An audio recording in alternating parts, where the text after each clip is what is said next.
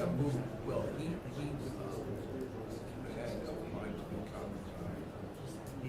a captain, and there was a court case, and the judge ruled that he was not qualified. So, the original captain. Look at all these guys. Oh, God. Suits here.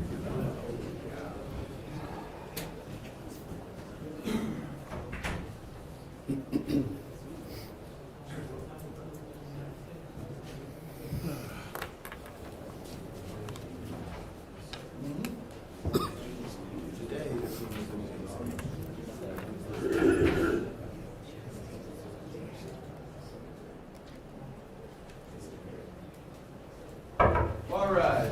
This Honorable Superior Court for the transaction of civil business is now open in session. The Honorable Judge Clark presiding. Good morning, Your Honor. Good morning, everyone. You may be seated. We're back for Gomes versus Clemens. Would counsel identify themselves for the record? William Bloss, Your Honor, for the plaintiff. Assistant Attorney General Tim Holzman on behalf of the Secretary of State. Harold Rosvick and Jim Butler for Mayor Ganim. Richard J. Petrola on behalf of Charles Clemens. Ryan Driscoll on behalf of Charles Clemens. Chandler Holcomb on behalf of Charles Clemens. Attorney John Kennelly on behalf of Patricia Howard, Democratic Registrar. Morning, counsel. Just one housekeeping matter before we get started. Following up on our conversation from last week, Attorney Holtzman did file the supplemental affidavit, which has been uploaded in the e-filing system as Defendant 3 Exhibit B. If I understand, there's no objection from counsel, and that could be a full exhibit. Is that so? That's correct from my perspective, Your Honor. No objection. No objection. Thank you, Attorney Holtzman. Appreciate that follow-up. And with that, Attorney Bloss. Call Mayor Ganim at the court, please. And step up here to my left, remain standing, face the clerk, and raise your right hand, please.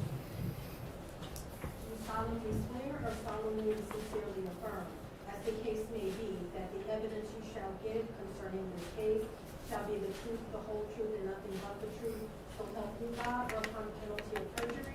I do. Can you please state your name and business address for the record?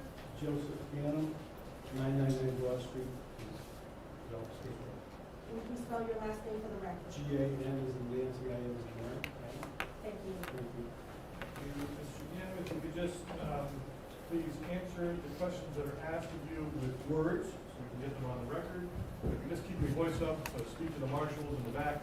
Everyone will hear just fine. If at any point you don't understand the question, just let me know, and we can deal with that. If you hear the word objection, just stop, and I'll step in and tell you what's next. If you need a break or anything, let me know. Otherwise, you may proceed if you want. Thank you. Thank you, Your Honor. Good morning, Mayor Ganim. Good morning. Mr. Ganim, you were the endorsed Democratic candidate in the September 12, 2023 primary for mayor, correct? Correct. And your opponent was? My opponent for mayor is, John Gomes. Right. And I want to just ask you a couple of questions briefly about absentee ballots. Do you, at the time of the primary, did you know who was eligible to use an absentee ballot to vote? Who in particular, no. Generally, I know the rules. Okay, okay. So generally, you know, there has to be sickness or out of the town or working as a campaign or as an election official. Yeah, that's contained on the application, yeah. And do you know, have an understanding of who can drop an absentee ballot in a drop box? Do I know who could? Right.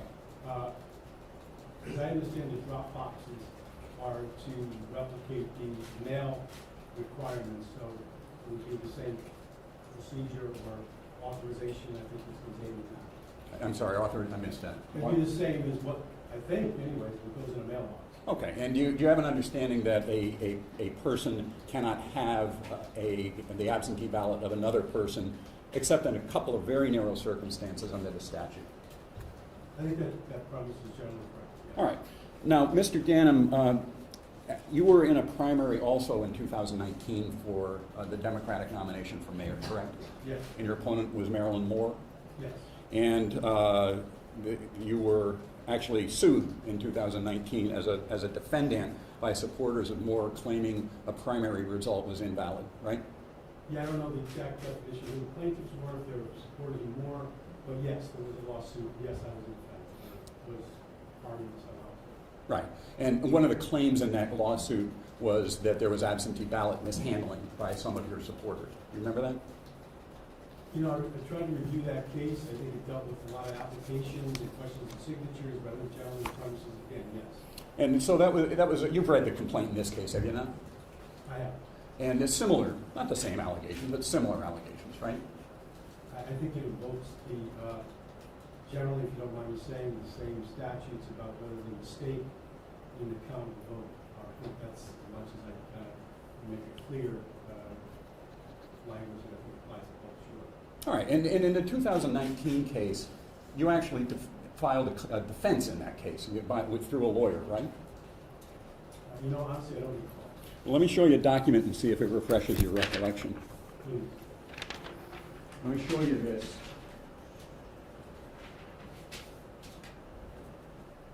You ready? Is it identified or anything? Yeah, just to look it over. I mean, don't tell us what it is because it's not a full exhibit. Actually, the court can take judicial notice of it. But you know generally what that is, right? Yeah, if you allow me to answer, I will. Go ahead. I believe it's an appearance, Right. obviously with a type signature of John Bohannon, who's at this time, I think at that time probably was a deputy city attorney. And, yes, the following defendants, only Joseph Buchanan, some different pages. Others are Clemens and Martinez in office capacity only. All right, Mr. Ganim, Mayor Ganim, you were represented by the city attorney in that case, and you defended through Mr. Bohannon, right? Yes. And you understand that in this case, you also had a right to have a lawyer defend you the claims in this case, right? Yes. And you've chosen not to do that, right?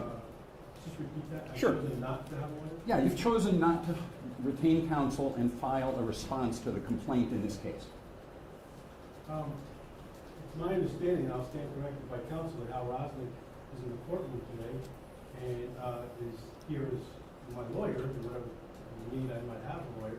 And the second part about filing an answer, I don't know. My guess is that those answers that were filed that have looked at the pleadings would apply, collectively to the defendants. And I believe, I didn't look at the writ, but I think I'm named as a defendant. In this case, I believe so. as you were in 2019. I don't have it in front of me. Yes, I think that's correct. Sure, it says Mr. Bohannon represented you Yes. in 2019, right? Yes. And Mr. Bohannon is not representing you here today, right? No. And in fact, your lawyer, Mr. Rosnick, has not filed a response to the complaint in this case, right? I believe that's correct. You are not defending this case as you did in 2019, right? Well, I'll object this to form, Your Honor, on that. I mean, that takes into account a lot of different things. Choice of counsel, pleading, strategy, what? I think that question was fine, Your Honor. I don't think there was a form problem with that. So let me just take a quick pause. I want to just remind all the folks in the gallery, the public here, if you have a cell phone or any kind of electronic device, it must be off. There is no recording of this proceeding of the public. We have members of the press who have been approved through court order to be here. They are filming and taking photographs of the proceedings.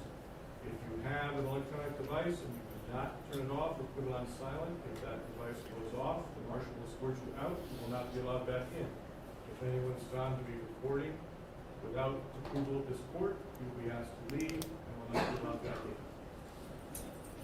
Attorney Bloss, I'm going to sustain the objection and ask one question. All right, Mayor Ganim, in 2019, you responded through counsel to the complaint. You defended it, right? The honest answer is, I don't know. I'm sure that there's a court record that speaks for itself, and I would certainly acknowledge whatever it says in there. And you have not retained counsel and defended this case in 2023, right? I'll object this to form, Your Honor. I mean, the record reflects Attorney Hal Rosnick. I don't understand. The record of the pleadings and the appearances in the question he's asking is different than the comment you're making. Certainly Attorney Rosnick is here today as an attorney for Mr. Ganim. I believe Attorney Bloss is asking a question about whether or not there was an appearance filed as on behalf of the defendant to the complaint versus an attorney showing up with a witness. Attorney Bloss, is That's exactly the correct. distinction you're attempting to draw? I don't think there's any issue here, and perhaps we have some stipulation of counsel. There's no question, and I'll take judicial notice of the prior case and the prior appearances, which included an appearance for Attorney Bohannon on behalf of defendant Joe Ganim. The current state of these pleadings do not include an appearance on behalf of the defendant or any answer to the complaint. The appearance by Attorney Rosnick, I'll let you correct me, as I understand it, is here today representing the witness, Mr. Ganim. Attorney Rosnick, are you filing an appearance on behalf of the defendant, Mr. Ganim, in this litigation? Or are you just here as an attorney for the witness, Mr. Ganim? As of now, I filed an appearance on behalf of Mr. Ganim generally. We haven't made a decision yet beyond today. And I note for the record that in reviewing the complaint, the only allegation against Mr. Ganim that pertains to Mr. Ganim is that he was a primary candidate. That's the only allegation that involves Joe Ganim. So to the extent we're talking about 2019, I think it's irrelevant. I think it borders on infringing on the attorney-client privilege. Attorney Rosnick, let's stop you there. You have an appearance as a party in this case. Stop. So I'm not going to have you jumping in and commenting on the pleadings in this case, unless you become a party in this case. It's fine that you're here representing the witness. We've had other counsel here representing witnesses, no problem with that. I think we may be making more of this than needs to be made. I think Attorney Bloss is simply creating a distinction, for whatever it's worth, I'm not sure what the value or the weight of it is, that are absolutely provable facts based upon the pleading, which I'm willing to take judicial notice of. So perhaps the questions aren't as articulate as counsel would like, but it's not lost on the court who is the party then and who is the party now. So we can continue around this circle if we want, but I think, Attorney Bloss, you've got what you need as far as the distinction, if you can ask your next question. That's fine. Did you read in 2019 the decision by Judge Stevens denying the new primary? Yeah, can I just judge on No, this last no, question? no. I'm sorry, did I You read? stop. Here's your rule. They ask questions. You answer. That's it. Go ahead. Did you read Judge Stevens' decision in 2019 after he denied the new primary? Yes. And did you read that he found conduct of people in your campaign, quote, illegal and disturbing?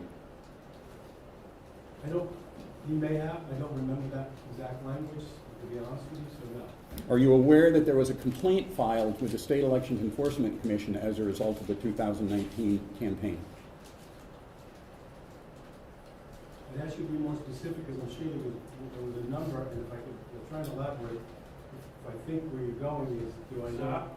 No. Answer the question. If you can't answer, it's fine. If you don't understand the question, that's fine. But don't anticipate other questions. Just listen to the question, answer it if you can, based on your own knowledge. If you can't, you can say you can't. And then he'll ask another question. If you keep anticipating other questions, we're going to be here a long time. Answer the questions asked. Go ahead. Were you aware that multiple complaints were filed with the State Elections Enforcement Commission in 2019 as a result of that primary? I have no personal knowledge of any place being filed. Are you? Okay. Are you aware that in June of 2023, the Elections Enforcement Commission referred 3 people to the Chief State's Attorney's Office for campaign law violations during that campaign? My only information on that is a newspaper article that I read. All right. So you read that newspaper article when it came out. When was that? August? I don't know when it came out, but I'm sure we're talking about the same. It was before the primary. Yes. And one of the people referred to was Wanda Jeter Pataki, right? Yes. After she was referred to the Chief State's Attorney's Office, did you have any discussions with her about doing something about handling differently absentee ballots in the city of Bridgeport? Objection to form. Overruled. You can answer. I had no discussions with her. Have you ever talked with her about absentee ballots? No. After she was referred to the Chief State's Attorney's Office, did you instruct any of your campaign staff to tell her to do things differently? I think I understand the question, the answer is no. And we should identify who she is. She holds a position with the Democratic Town Committee, correct? If you're speaking of Wanda Jeter, yes. And what's her position? She is a Democratic district leader in the 136th district. Is she also the vice chair of the Democratic Town Committee? Correct. And does she also work for the city of Bridgeport? Yes. In what capacity? I don't know the exact job description, but she works basically in the front desk. And she's been placed on administrative leave, right? I believe that's correct too, yes. And who made that decision? Either labor relations, I think, is the office, technically it's titled that handles those matters, and handles this matter. Were you aware of that before she was placed on administrative leave? I wasn't aware what they were gonna do, but I was aware, as we all were, when, at that time, the city was gonna look at, that matter and what they handled appropriately. And what was that time? A couple of days after the primary? I think that's correct, yes. When there was some video that came out on social media? Correct. And did you ever talk to her about what you saw on the video? I did not. At the time that video came out, I think that was a couple of days after the primary, right? I believe that's correct. All right. And up until that time, what information did you have about whether there was video showing absentee ballots being dropped by Ms. Jeter Pataki or Ineda Martinez or anybody else? I'm not sure I understand the question, so I think the answer is none, but if you ask it more specifically, I want to make sure I'm answering your question. Yeah, were you aware of video by the Police Fusion Center showing absentee ballot drop box use before the primary? Well, I mean, if you want to go, if I can answer the question, I was aware because we, my office, through me, along with other offices, had to direct where the placement of these boxes would be, and we made a conscious decision to ensure that they were placed underneath these cameras for visibility of anything we might think needed to be visible or captured on camera. Was that not a requirement from the Secretary of the State?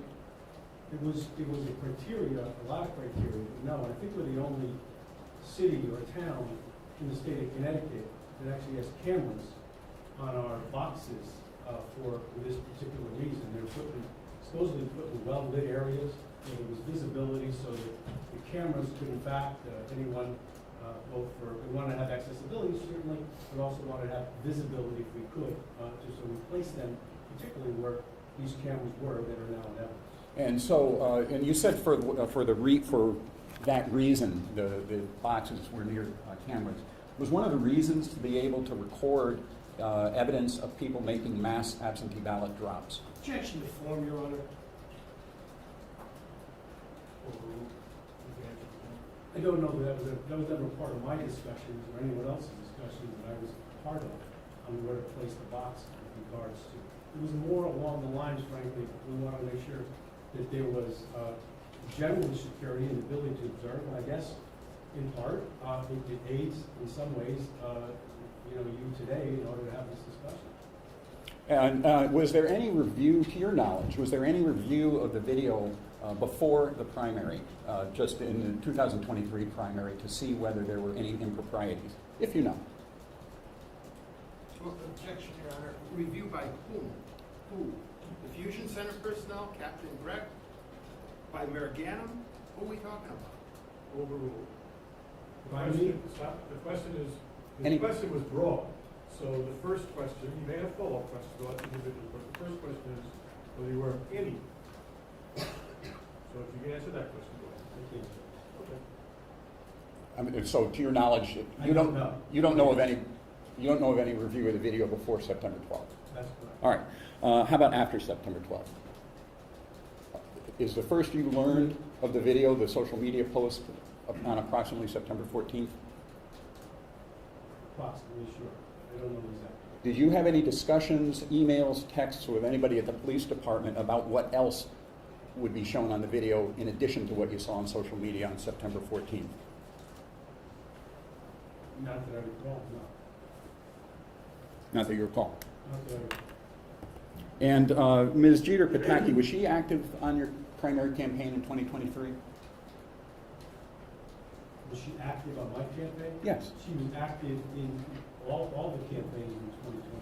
All right, so there were numerous Democratic candidates on primary ballot, right? Correct. And she worked for all of them, including you. She didn't work, she was not a paid employee of the campaign, she was not a title person in the Ganim 23 campaign.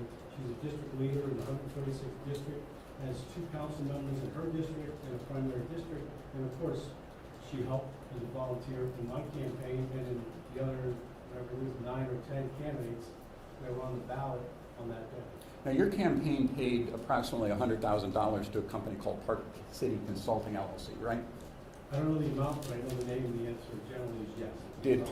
Did Park City Consulting, to your knowledge, pay any money to Wanda Jeter Pataki? To my knowledge, no. Did it pay money to anybody for the purpose of circulating absentee ballot applications? To my knowledge, no. And so, can you just summarize what specifically Ms. Jeter Pataki, what your understanding is what she did on your campaign and the rest of the campaign on the Democratic slate for the primary in September? My understanding is obviously a district leader and was a volunteer who canvassed and encouraged people to come out and vote in any and every way that they could. I mean, it's simply put. Now, as part of her job responsibilities as the, what would you call it, greeter at City Hall? I didn't, but that's an appropriate term to describe the question as well. Okay, and it's actually at the annex, it's not at City Hall, right? That's correct. All right, do you know who Rosemary Wong is? I do. Who is she? It's a general description. She is a now or former city employee. She quit the city back in July or late June, right? I don't know. If you tell me so, I'll take the representation. I don't know. Is there any job-related reason why Wanda Jeter Pataki would be given access to people who visited the rental rebate program office to inquire about benefits? Could you repeat the question? Sure. Ms. Jeter Pataki was the greeter at Correct. City Hall Annex, right? Correct. You know what the rental rebate program is in Bridgeport, right? Generally, yes. What is it? It's a program that assists people with, say, rebates if they qualify with regards to rent. If you want to drill down further, I'm not sure I'm able to. That's fine. You understand people have to come in and apply, and then there's a list of people that are in the program, right? Well, I think that what you're referencing, if I could try, is you're talking about coming in. I think you made it 999 block. Because I don't think it's exclusive or has been exclusive to that location, but just trying to work through this. They have to come in and apply, and there's I think so, but I can't swear to that. I don't know exactly how. Can you think of a reason why Wanda Jeter Pataki, for her job duties, would be given a list of people inquiring in and applying for the rental rebate program?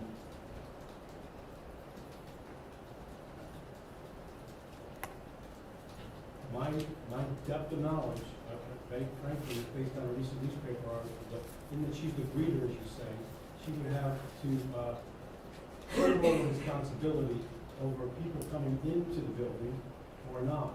And so if they were coming into 999 broad, and that's what I was trying to clarify my answer to your question, then yes, in that capacity, whoever was at that position, And how? some role of responsibility. That's fine. I Would do.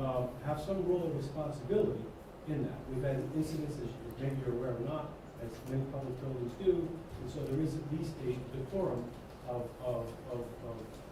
let's say, how and when people can come in and have some level of accountability within the building.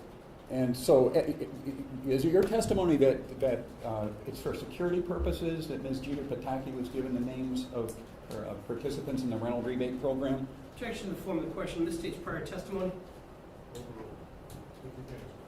Could you repeat it? I think the answer is no, but could you repeat it to be sure? Is it for security purposes that is your understanding that Ms. Jeter Pataki was given access to the rental rebate program participants? Well, I don't know, I don't have knowledge that she was given that information. I premised my prior answer on would she in her position have any reason to want to know who's coming in and out of the building. So if I misstated that, I'll correct myself. And what other members of the public did Ms. Jeter Pataki have access to participant lists for?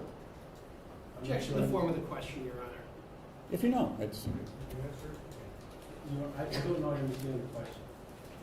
What other forms of the list is there? right, you've said that, and I understand you don't know whether there was access to the rental rebate program I don't. given to Ms. Jeter Pataki, and you're not aware that Ms. Wong sent an email to OPM in the Office of Policy and Management in Hartford in early 2023 complaining that the rental rebate list was being used for political purposes? Objection, Your Honor. He's introducing documents that aren't in evidence, not even marked for ID. I object to the question, Your Honor. Actually, same objection. I didn't offer an exhibit. I asked a question. We're not not offer an exhibit, Mr. Bluff. Do you want to respond to the objection? No?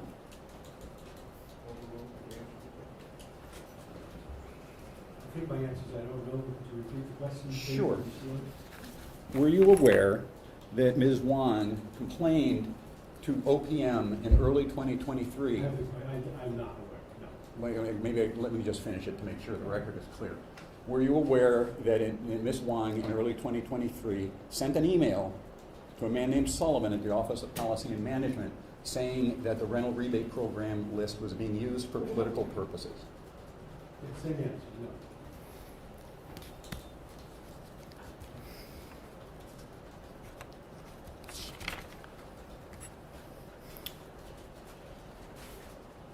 I may have asked you this already, forgive me if I have, but after Ms. Jeter Pataki, you read that she was referred to the Chief State's Attorney's Office. Did you talk to her either directly, well, I'll just ask directly, did you talk to her about what the claim was against her that led to the criminal referral? You did ask, and I answered, and I said no. Okay. So at no time did you, when she was working on your campaign in September, for the September 2023 primary, did you instruct her or direct her to do anything differently than she had done in 2019? So just to clarify, she's not a worker or employee on the campaign, she's a volunteer, and the answer to the substance of the question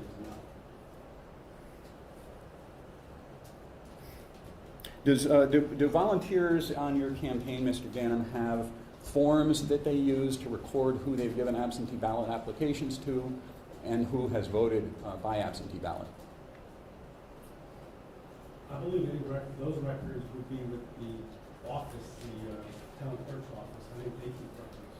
No, we know about the town clerk's records. I'm asking about your campaign. Does your campaign have checklists or any kind of form that they use to record that a campaign volunteer or worker has given an absentee ballot application to a particular voter? They may. I've not seen those, but they may. Okay, you don't know one way or the other? I don't know for sure one way or the other. As I sit here, no. Like I said, I haven't seen those. It would surprise me to have lists of voters that vote. Data is critical to a campaign. Every vote is important to a campaign. And so it would surprise me if there's, in the midst of that, an answer to your question, but I haven't seen it. Do the members of your campaign, Mr. Ganim, for the primary, did they encourage people to vote by absentee ballot? We encourage people to vote in general. Voter turnout is critically important. Do you know, is there a difference in the rate of participation by absentee ballot in Bridgeport compared to similar cities across Connecticut? Objection to form, Your Honor. Relevancy. Yeah, I know voter turnout as a trend by 20% across the board, absentees, in person, any other way, has dropped over the last two cycles and continues to drop. So voter participation, voter contact, getting people out to vote, in my view, is critically important. Okay, that wasn't my question. My question was, how does the rate of participation by absentee ballot compare in Bridgeport to other cities? No idea. You have no idea. I don't know population, number of registered voters, whether it's a primary, general election, presidential election, gubernatorial election, city council race. I mean, it's a pretty broad question to ask. I gave a general answer. I don't know. Okay, so you don't even have... Mr. Ganim, your role as witness, not attorney. If you answer. If you can't. Okay? No other comments, no other colloquy, no other argument. That's what your counsel said. Mayor Ganim, is it your understanding that volunteers and campaign workers in your campaign are directed how the absentee ballot process works? Paid? Unless you understand. Well, let me, if you don't understand the question, I'll rephrase it. Are people in your campaign trained on they can handle absentee ballots? If you know. I think the general answer is yes. They're given information as to how to canvass, what is appropriate, with regards to voter contact that includes absentees, and they receive the do's and don'ts sheet. Anyone who takes up 5 or more applications. And and that's from the town clerk's office. At town clerk or register of voters, I'm not sure, but yes. And you know that one of the don'ts on that sheet is don't take custody of somebody else's ballot, right? Yeah, we put it more simply, you don't touch someone's ballot. That's right. All right, so your direction, either it's probably not from you, it's probably from somebody working on your campaign. Or is it from you? Do you tell people, don't touch somebody else's ballot? If the conversation ever comes up and there's a question, sure. Did you ever tell Wanda Jeter Pataki not to touch somebody else's ballot? I never had a conversation with her about absentee ballots. All right, but you have directed people on your campaign organization, don't touch an absentee ballot that's not yours. Yes. And you would expect that people running your campaign would give the same direction to people working on the campaign, right? Absolutely. Who is your campaign manager? Well, it's a consultant-based campaign, so there's no named campaign manager. Well, who is the consultant? Well, the two that I think you're probably most interested in would be America Santiago and Kurt Wesley, who dealt with the canvassers. And you would expect that they have trained canvassers and other volunteers in to never touch an absentee ballot that's not theirs? Yes. Now, you know who Inaida Martinez is, right? Yes. And she's running for city council on your ticket? Yes. Does she have a... She's running for city council, yes. She's a Democrat who was candidate for city council on the 29th. Yeah, and she was endorsed by the Democratic Town Committee, as you were for the September 12th primary, right? Correct. And have you endorsed her candidacy? I support her. I don't know if that means I endorse her. Are you on campaign literature together? No.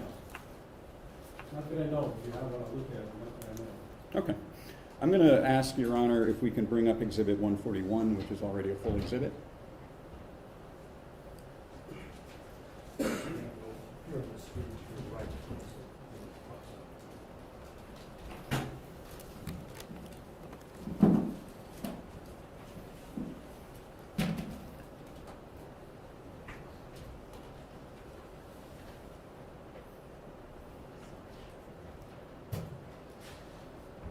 This is showing the first clip, Your Honor, on 141, dated August 27, 2023 at 5 p.m.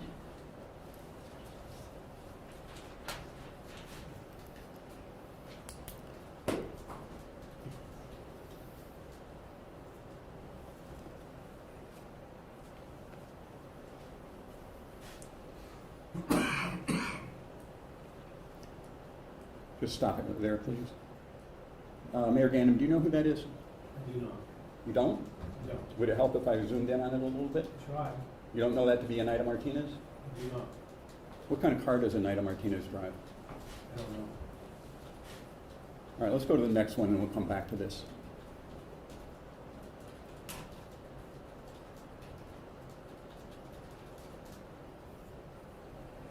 Actually, I'll ask you a question while we're finishing this. We can let it keep playing. But are you aware that Inaida Martinez took the Fifth Amendment privilege when she was asked the question whether that was her? Well, I didn't see the video, but I did hear the testimony, yes. When I asked her if that's her, she said, or her counsel actually said, I plead the Fifth. Okay. Were you aware of that? I watched the video of the court proceeding. I'm not sure I could see the camera at the time, but All right, the second video, you know where this is, right? yes. Where is it? Here's the front of 999 Broad Street. And who is that approaching the ballot drop box? You know, I looked at this as well. I can't see the face, but it's an African-American woman, and I guess the presumption is that she's Wanda Jeter. Mayor Ganim, do you not know that to be Wanda Jeter? I believe that's her. Why do you believe it's her? Can't see her face. Why do you believe it's her? Well, it looks like her. And did you see that she just put in a stack of ballots into the absentee ballot drop box? Objection to the form, the use of the term stack. I don't mean a number, Your Honor. I think it is a stack. Your Honor, I don't believe that's evident from the evidence. You didn't, you don't know what she was doing there? I do not, I can't tell exactly what she's putting in there, something white, could be envelopes, of course. Sure. But if you want me to testify under oath, but I know that she put, as you quoted, a stack of ballots in there, I can't say that. Well, when you reviewed the video on social media 2 days after the primary, you heard there was discussion about suspending this year, right?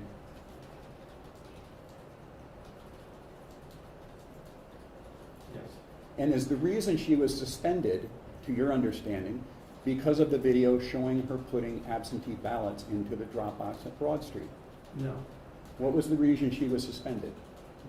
First of all, it's under investigation, so I'm not going to tell you any conclusions and everything. But it related to her job activities inside the building, as I understand. And I can be corrected by labor relations, that's my understanding, as it related to her job as a city employee. Nothing to do with absentee ballots. I don't know that that video was or was not the premise for labor relations to take whatever action they did. My understanding is their purview would be with regards to her doing her job or not doing her job as it's described. And if there's a deviation from that, they would review it, call it an investigation, and come to a conclusion. And to your understanding, what was the deviation? I don't know. I believe there was an allegation or claim of something related to her job as a city employee that raised suspect her. I'm sure it's related to the videos and walking in and out.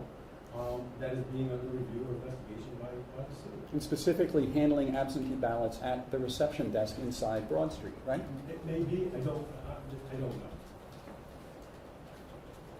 If we can play the next clip, please. And you see a man in a green vest there, right?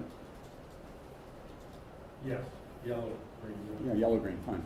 And he's walking toward a white van that's parked on Broad Street. Do you see that? Yes. And do you recognize that to be a City of Bridgeport vehicle?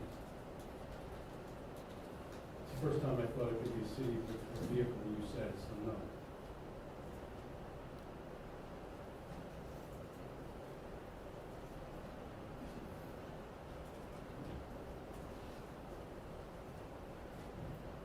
Can you zoom in on We can do that, yes. We can't play both at the same time. That's the only issue. So we'll go. But can you, Your Honor, if I can just address the tech person, can you bring up the other one, 140B? And the clip specifically would be on Exhibit 141. No, it'd be on 140B. Broad Street at 829.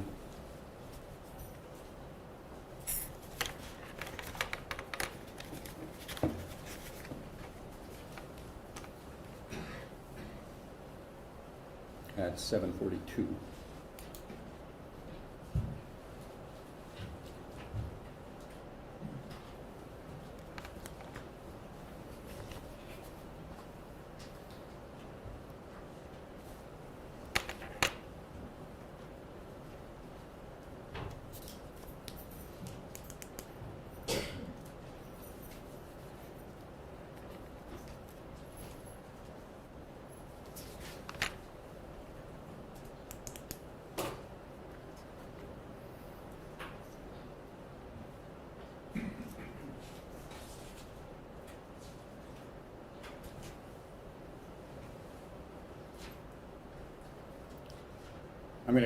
We're going to zoom in a little closer in a minute, Mayor.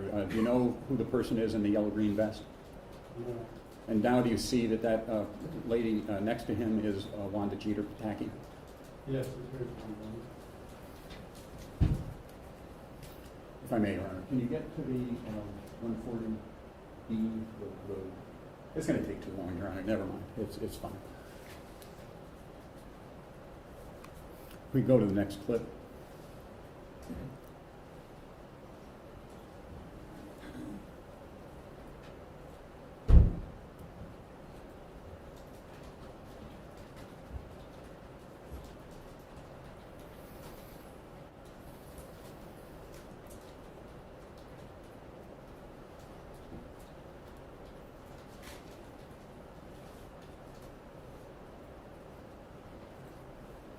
I think if we could just go back to 141.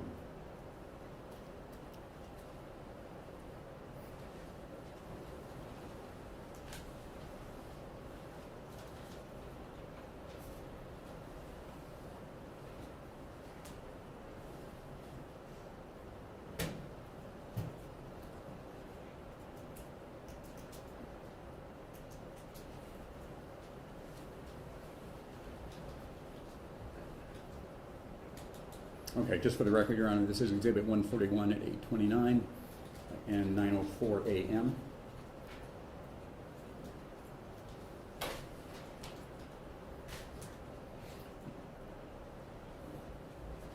you know who the gentleman is approaching the drop box there? No.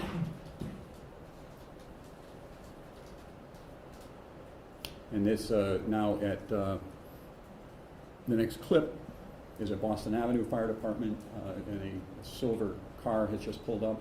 Is that Alfredo Castillo's car? I have no idea. You don't know what he drives? I don't. All right.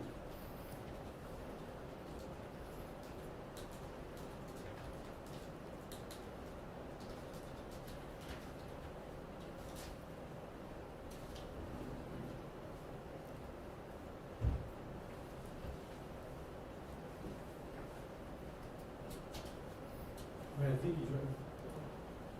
Well, if your recollections refresh, I think he drives a sedan, whatever that's worth. okay, does he drive a silver Mercedes? I don't know, I don't think so. I don't think I've ever seen him say silver. And the next clip starts at, I believe, 6:35 p.m. on August 29th. Do you recognize that as Ida Martinez? I do not, I don't recognize the name. All right, I'm going to, actually, Your Honor, we're going to have to pause here. I'm going to have to switch media to get over into, would it be helpful to use the hard drive?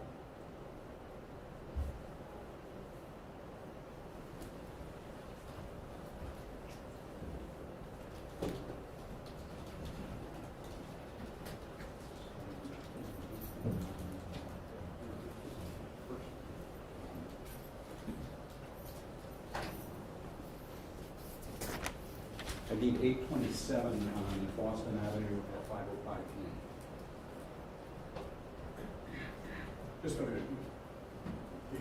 they're on two different sets of storage, and the only ability to zoom in on a person is off of the hard drive version rather than the clip version, so that's what the delay is.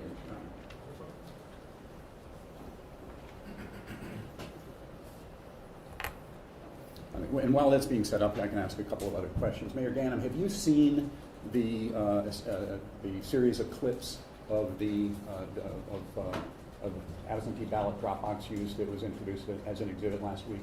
No.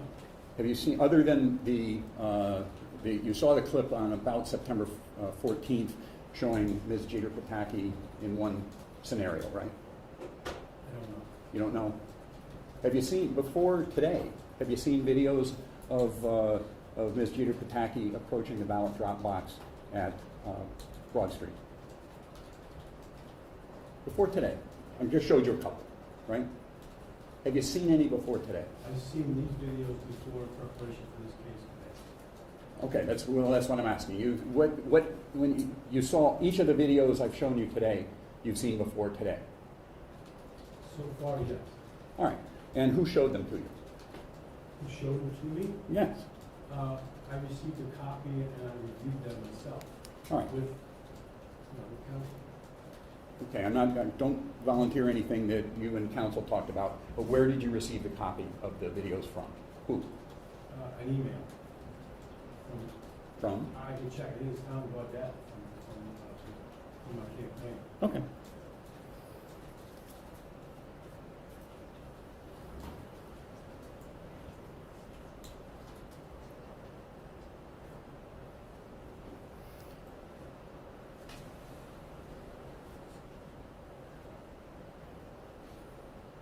All right, this is Exhibit 140B, and it's zoomed in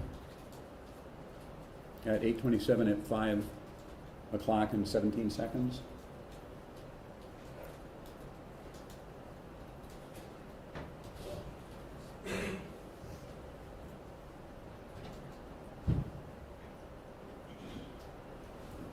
You've seen this video before? I don't know. Is it the same one? It's zoomed in, that's all. Do you recognize that as United Martinez?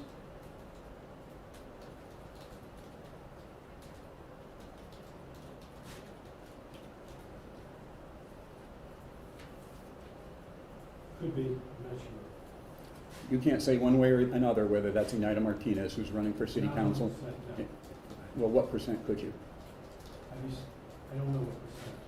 More, Times it looks like her, and other times it looks like it's not her, so. is Mayor Ganim, is that likely United Martinez? I don't know. Objection, Your Honor, asked and answered 3 times. Just saying. How long have you known United Martinez? I think since 2015, In a political capacity, she was, in the political capacity is correct. yeah, she was active with the Democratic Town Committee. I believe she's a member of the Democratic Town Committee, but I'm not sure. And she has been for several years.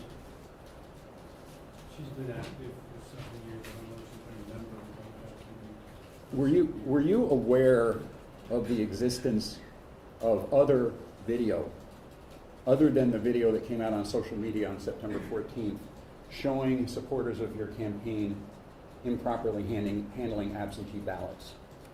Objection to form of the question. There's a lot of assumptions inside there, and it also misstates prior testimony. I'm not sure the question was attempting to state prior testimony overruled. The answer I'm not sure I understand. You learned on social media of a video showing Wanda Jeter Pataki approaching a ballot drop box. You learned about that on about September 14th, right? Okay. And then, correct? I think generally that's correct, sure. Okay. And then you were named as a defendant in this case by John Gomes, challenging the results of the Democratic primary on September 12th, right? Okay. And you knew at the time that you were named as a defendant, you had a right to come in and defend the results of the September 12th primary, correct? I think that's generally correct. We can take arguments with it. I'm not sure I phrase it that way, but yes. Okay. Well, that's what you did in 2019 in Lazar versus Ganim, right? Well, I had a, generally think the answer again is yes. Okay. And is the reason that you chose not to defend the results of this primary, September 12th, is because you knew that there was more video showing people supporting your campaign using the absentee ballot drop boxes in an improper way? Objection to the form. I'm going to object as the form with respect to the word more. More video from what? Is that a comparison to the Lazar case? Is that what he's trying to draw? overruled. The answer. No. The reason that you chose not to defend this case was not because you knew that there was other video out there as to this primary. Is that okay? Nothing further, Your Honor. Thank you. Sure.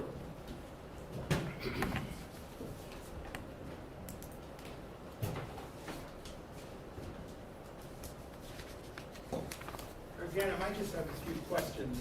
I want to be clear about one thing.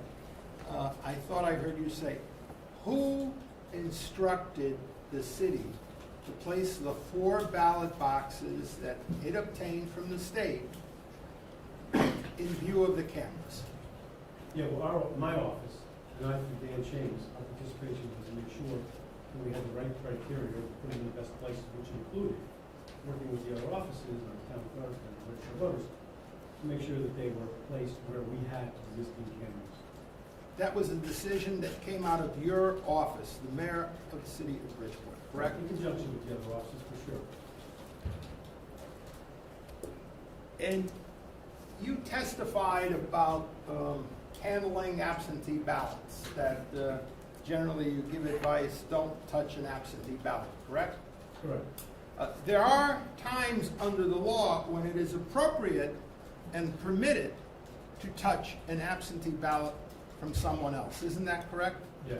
And you support people's right to vote by absentee ballot in accordance with the laws of the state of Connecticut. Is that right? 100%. And why is that important, in particular, for the people of the city of Bridgeport?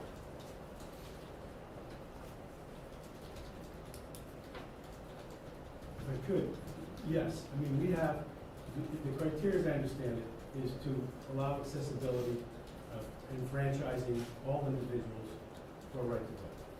And if you're handicapped, you're sick, you're elderly, which Bridgeport has probably the largest population of seniors and handicapped individuals of any place in the state, it's critically important that we be aware of that in the opportunity for people to vote and select who's going to be the mayor or any other office.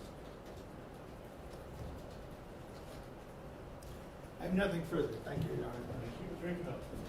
No questions, Your Honor? No question. Mayor Ganim, did you, you said that and when were the cameras put in? 2000? I think it was 2020, it was pre-COVID, Okay. around COVID with the, So before September 14th, when there was this one incident that was on social media, who have you ever instructed to review video of from the drop boxes to see whether there were any improprieties? Have you ever done that? yes, When? I instructed the leadership team of the city of Bridgeport and the chief of police to find out how leaks could have come out of the fusion room, which is under the control or custody of the Bridgeport Police Department, that allowed those videos to be leaked, apparently illegally. And did you instruct anybody as part of that operation to review the video to see if there were other examples of improprieties at the drop boxes? I asked him, one, was our fusion room at this point in time secure? I was told that it was. And with that, that they would make sure that it remained secure, and if anyone needed to, they would, the appropriate officials or proceedings, that they would certainly have to maintain.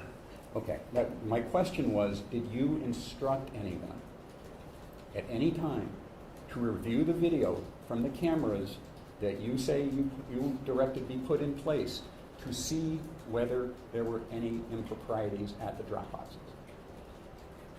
Anybody in the city government, is that the question? I would assume only the city government would have access to the Fusion Center video, right? The answer is no. Okay, so after the what you call a leak, did you ask anybody at the police department to look at the videos to see whether there were other examples of campaign improprieties involving the drop boxes? These videos were accessible and reviewed as appropriate by the Bridgeport Police Department, I'm sure they were. Okay, my question was, did you ask the Bridgeport Police Department to review, let me start over. You asked them, what about the leak, to try to find out who, quote, leaked, close quote, the one incident, correct? Correct. Did you ask them as part of that, or separately, to review video from the drop boxes to see whether there were other examples of campaign improprieties involving the drop boxes?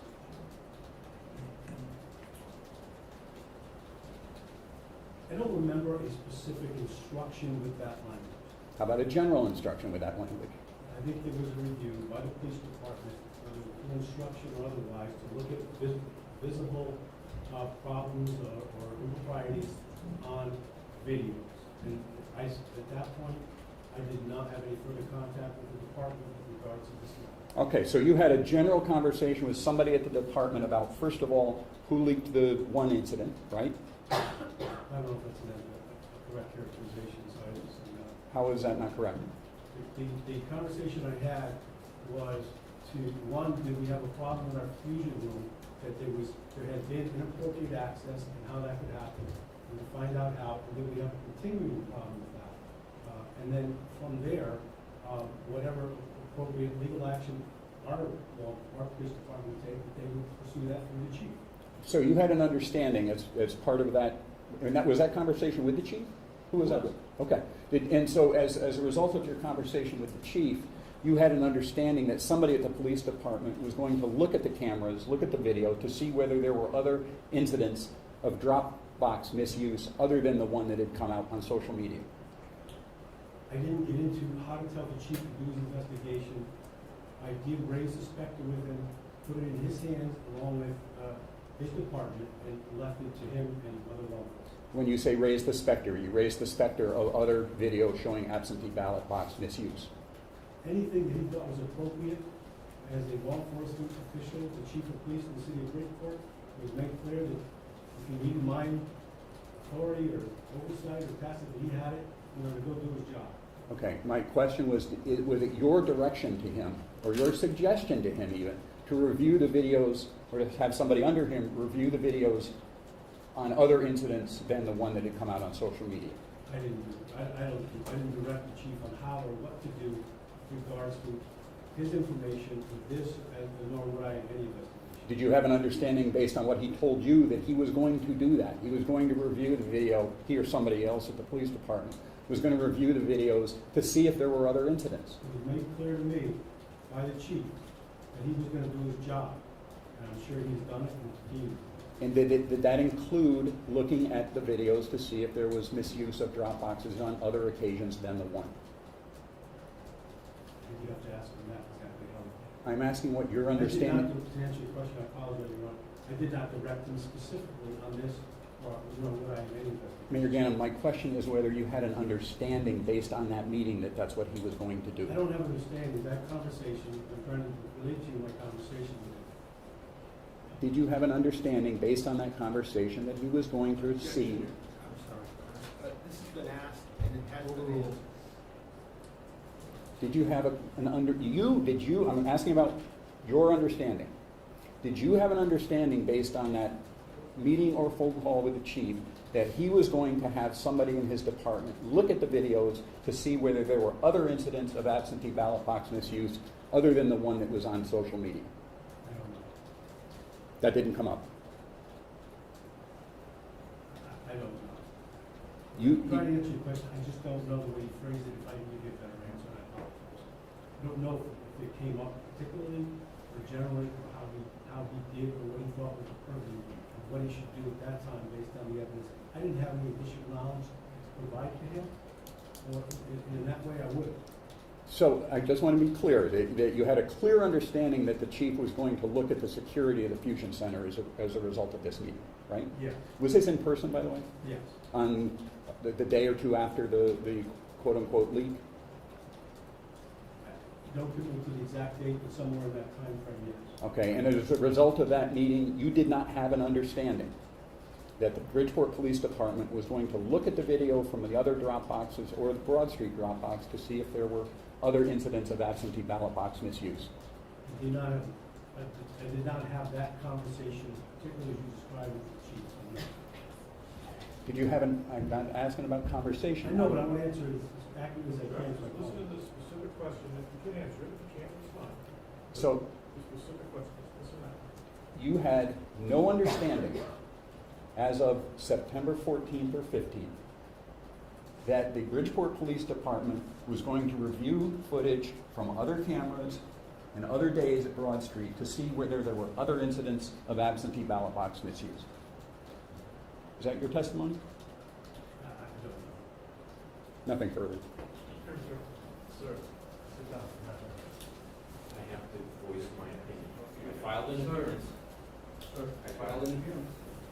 It's okay. What's your name? David Joe.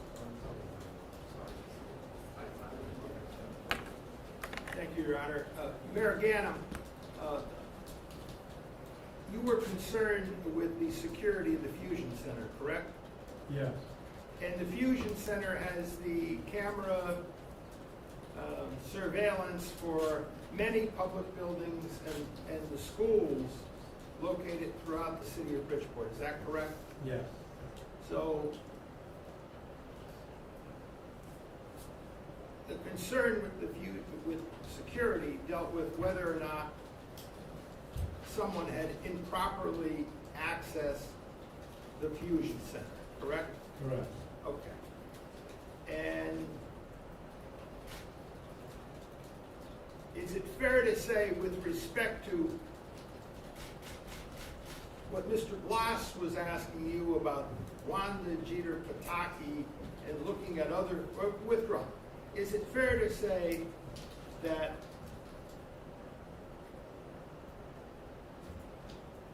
the chief said with respect to the election matters, he would do his job.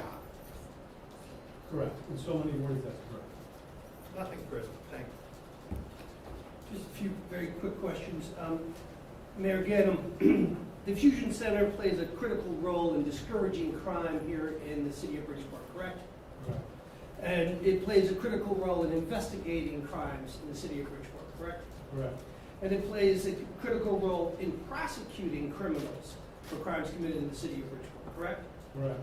And the security, sanctity, and protection of this critical crime-fighting element was your prime concern when you learned about the leak, correct? Correct. Thank you. And your secondary concern was not to determine whether there was any video of other Dropbox ballot misuse, is that right? No. That didn't even cross your mind? No, that's not correct. It did cross your mind. Well, of course it crossed my mind. You wanted to know if there was other video out there showing absentee ballot box misuse by other people, right? Certainly I wanted to know whether it's that serious a question. Yeah. Sure. And you let the chief know that, right? What else is out there? Are there other instances of absentee ballot box misuse, right? Objection. Misstates prior testimony. He's already testified that he did not have that discussion. Mr. Finelli, That's it. you can make your objection. We're going to follow the practice book rules. Your objections do not include you testifying. Thank you, You're Your Honor. overruled. Go ahead. You wanted to know what else was out there. Yes.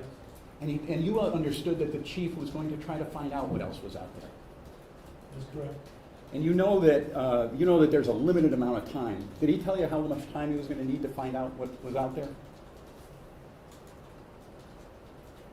Could you repeat the question? I'm not sure I understand. Did he give you some kind of an indication how long it was going to take him to look at the video to find out what else was out there involving the drop boxes?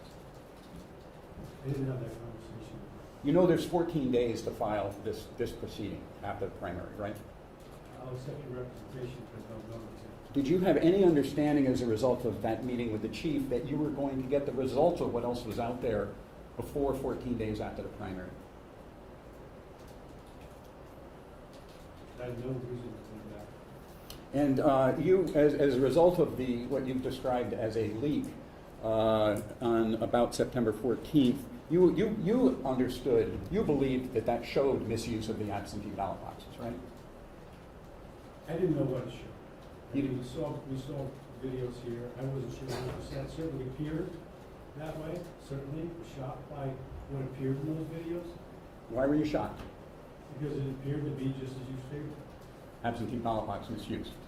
People approaching the absentee ballot box and it was put out with the characterizations that was in fact what it was, who it was. And you believed anyway, as of September 14th, that Wanda Jeter Pataki had touched the ballots in violation of both your instructions and state law, right? No, You didn't believe that? I didn't draw that conclusion at that point because I didn't know the facts. Do you believe that to be true today? I don't know. Do you believe? Excuse me, I'm sorry. We're finished. Finished. Oh. I'm not asking what you know, I'm asking what you believe. Do you believe that Wanda Jeter Pataki mishandled absentee ballots? I don't know. You don't know one way or the other. You don't know. And in terms of discouraging, if those videos show that absentee ballots were mishandled by Wanda Jeter Pataki, Eneida Martinez, and others, would you agree that the cameras certainly didn't deter that particular crime?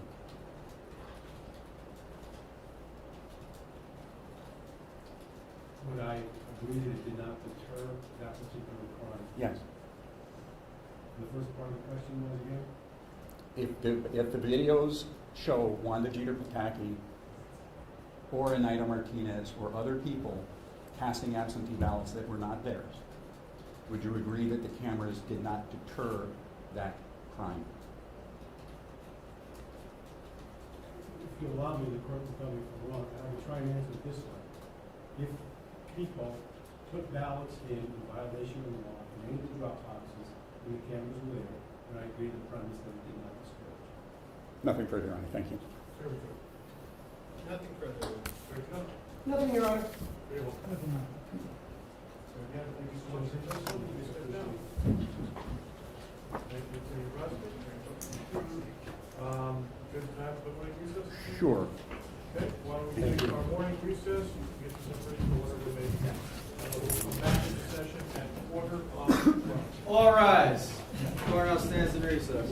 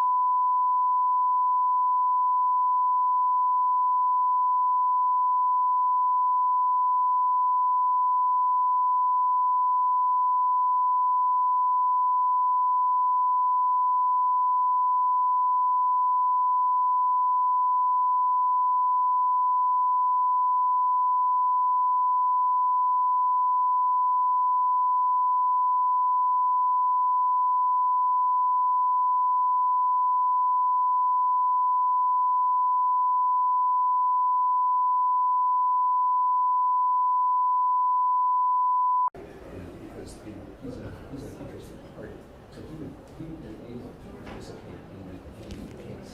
He's satisfied with whatever the result is, he's gonna abide by it.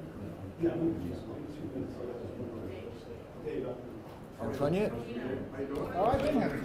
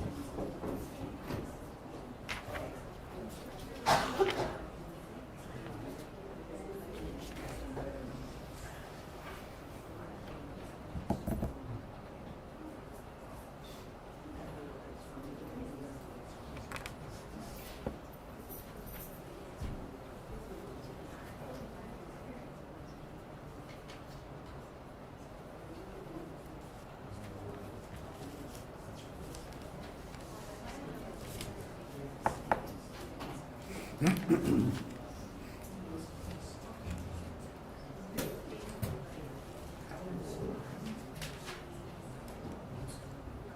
we're gonna go to one.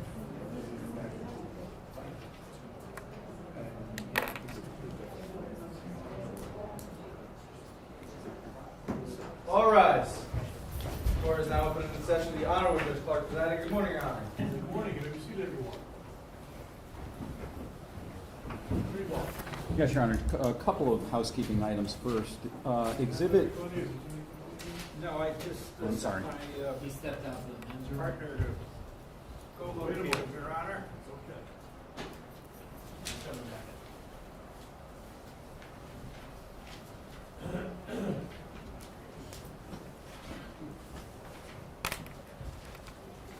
Read well. Yes, Your Honor. First of all, as the court may remember, we discovered that a batch of outer envelopes was not produced by the state, and now it has been produced. What happened is that a particular set of inner envelopes was duplicated twice, and that would be specifically Exhibit 24 and 25.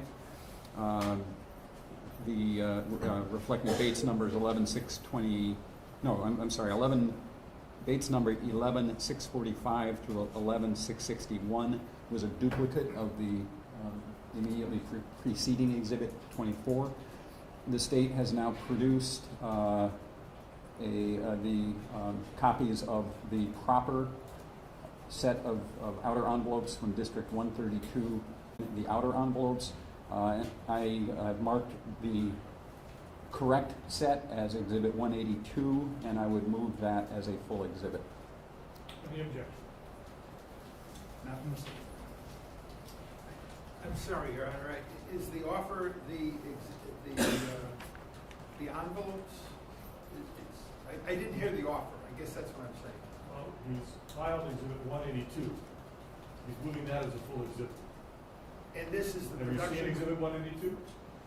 I believe, Your Honor, if I may, If you haven't, that's okay. Go ahead. if I may through the court, this is the production you see, Right. the supplement? No objection, no objection. So it sounds like there's another exhibit that may be a duplicate. This is the compliance with the state, which is the subject of their supplemental affidavit, which is now Defendant 3 Exhibit B. And this is essentially the information that the state has now shared, which completes the absentee ballot envelopes and exhibit information, as I understand. Correct, Mr. Bloss? It is. So Exhibits 1 through 122 plus 182 are the complete set of inner and outer envelopes as produced by the state, but Exhibit 24 and 25 are the same. Okay, so without objection, then, 180, plaintiff's 181, full exhibit. 182, Your Honor, I'm sorry. I'm sorry, 182, full exhibit. Your Honor, exhibits 24 and 25 will remain full. They remain full for what they were. I guess I could Right, look at it twice. I think in terms of, there's no reason to No reason disappear to- Exhibit 25, So but 182, full exhibit. but just in adding up the numbers, 25 shouldn't count, so, Well, it's already in, so it is what it is. sure. I'll not confuse myself with your representation, thank you. And I also, Your Honor, did disclose to the defense yesterday 2 additional clips from Boston Avenue, which I believe show a misuse of the absentee ballot box. And so I marked those 2 clips as Exhibit 141A, and I would move those to supplement Exhibit 141 that we have already looked at. Any objection to those clips? Just with a query, Your Honor, as long as Attorney Bloss is making the representation that the additional clips to 141 are just, full copies of what is produced by the Bridgeport Police Department with no editing, then I have no objection. No objection, Your Honor. That is, Attorney Bloss, these are from the hard drives and just excerpts of what you believe, for whatever purpose are relevant videos to review. correct. Okay, so that's 141A, without objection, full exhibit. And before the next witness, Your Honor, I'd ask that we play 141A. It'll take a minute. You may proceed.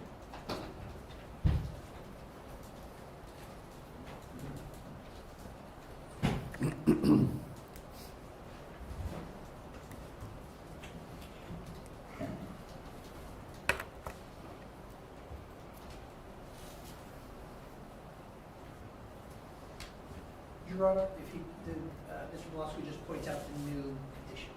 This is the new addition. That's what I thought.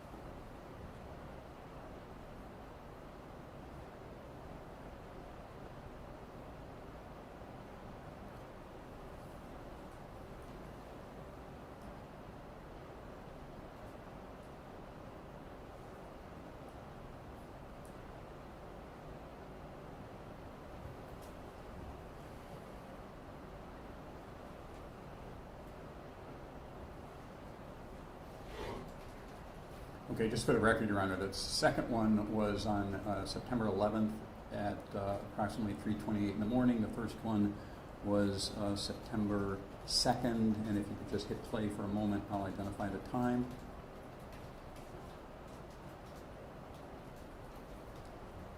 (9:24 p.m.) Okay, that would be all with this particular exhibit, Your Honor. I would call as my next witness Christine Bartlett Josie.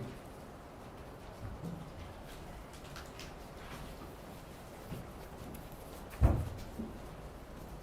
your step as you walk through. To my left here, remain standing. Face raise your right hand. Do you solemnly swear or solemnly sincerely affirm, as the case may be, that the evidence you shall give concerning this case shall be the truth, the whole truth, and nothing but the truth, so help you God, or upon penalty of perjury?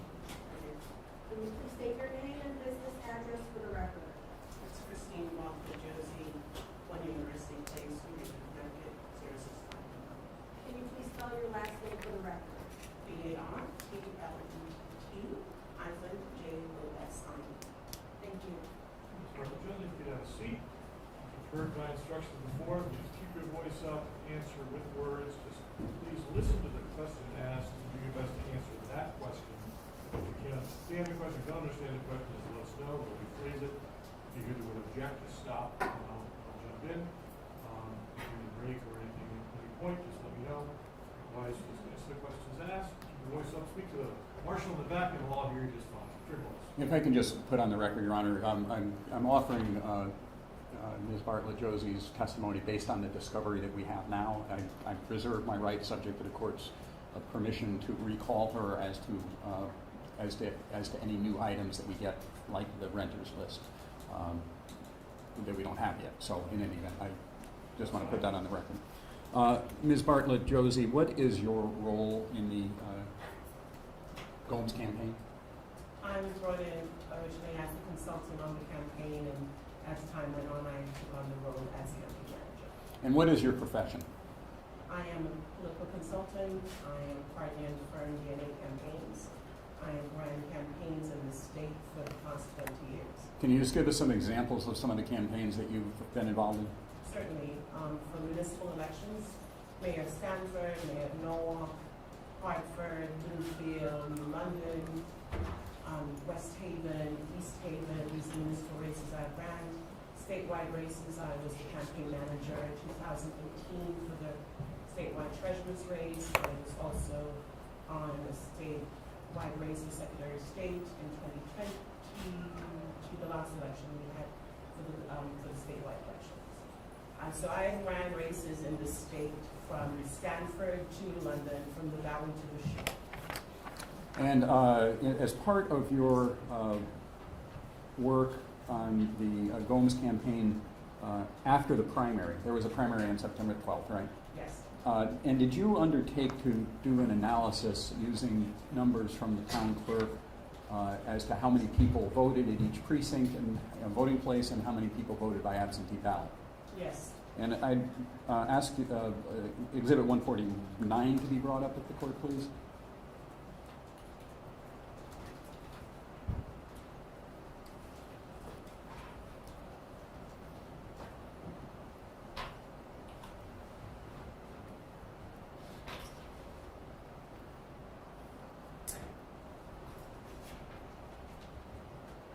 It was easier when we used paper copies. I've got mine Oh, do you? Okay, there we go. on. Once, step ahead. All right, if we can just blow up the top half of that. I miss the paper copy days, frankly. All right, now, Ms. Bartlett, Josie, did you prepare this? I did with an element of my staff, but I did prepare it. All right, and what does this show?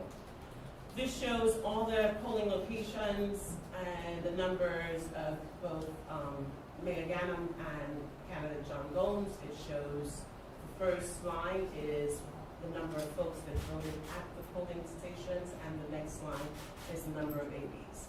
All right, so let's just take it line by line. The left column are the in-person voting locations. Yes. And then the second column is what? Second column are the ABs. Well, no, I'm sorry, the 130-01. 13001. Yeah, what the numbers there? Is that, These are the polling locations, and these are the numbers that are given to the districts, and there are 2 polling locations in some. There's 3 polling locations in others. So that's how we tend to look at stuff on campaigns, also in VAN, in the big voter system data. That's how they're listed in there. all right, so the 130-01 is a discrete district tied to the Geraldine Clater Yes. polling place. Yeah. All right, so the next column is Ganim, and then it's got a series of numbers totaling the number at the bottom. The next column is what? The next column is the AB column. No, that's your Sorry. column past me. Okay. The column that just says Ganim. Oh, Ganim, it's, on the Ganim, it says Ganim, that's what the number of votes at the polling locations, at the schools, On primary day. on primary day. So the total of that was what? The total of that is 2,648. All right, and the next column is what? Next column is the ABs, absentee ballots that were counted, counter and registered voters. So the total of that is 1,567. For Ganim. For Ganim. All right, and these are the ones that were actually counted, so this does not include ballots that were rejected. Yeah, these are the ones that were actually counted, yes. And you remember from looking at forms from the town clerk that there were approximately 150 absentee ballots that were rejected and not counted. Approximately, yes. All right, and the next column is what? Next column is the total number, including absentee ballots and at the schools. For the next column being for Mr. For Ganim. Mr. Ganim. And what's the percentage column? Percentage column is just simply the percentage of votes at, percentage of total votes, sorry. So is it the number, is it the absentee votes for Mr. Ganim by district? The percentage? Yes, the absentee votes, sorry, it's the absentee votes for Mr. Ganim by district. So in other words, in District 13002, a little over 5%, 5.23% of his votes were by absentee ballot. Yes. In 13101, 62.94% were by absentee ballot. Okay. Now let's go to the next column. Gomes, what is that? Gomes, the next column is the number of votes John Gomes got at the schools, And that's a total of? 3,100. And the next column? It's the number of absentee ballots that were counted for candidate John Gomes, Total? 861. And the next column is the total of in-person and absentee votes for Gomes? Combined, yes. And the percentage column is the same as it was for Mr. Ganim, the number, Yes. the percentage of how many votes Mr. Ganim, or Mr. Gomes got by absentee ballot? Yes. Okay. Show me that, sorry. Sorry. All right, and so the data that you've offered here in Exhibit 149 shows that Mr. Gomes was leading on the in-person voting by about 52? Approximately. We can do the math later. Yes. That's fine. It doesn't matter. Mr. Gomes was ahead on the in-person voting Yes, he was. and lost the absentee ballots. Now, let me just ask you a couple of questions about Exhibit 149. If I go to, let's just take 13601. That shows a total of 84 absentee ballots counted for Mr. Ganim at the Beardsley School, right? And it shows 10 for Gomes at the Beardsley School, right? Yes. And did you also endeavor to undertake to break down by precinct how many outer envelopes came in with a stamp and a postmark, with a stamp and no postmark, and with no stamp and no postmark? Yes, I did. All right, and I'm going to turn to that in just a minute, Your Honor, but I'm just going to ask you a couple of other questions about Exhibit 149. And if I go to District 13603, that's the Geraldine Johnson School.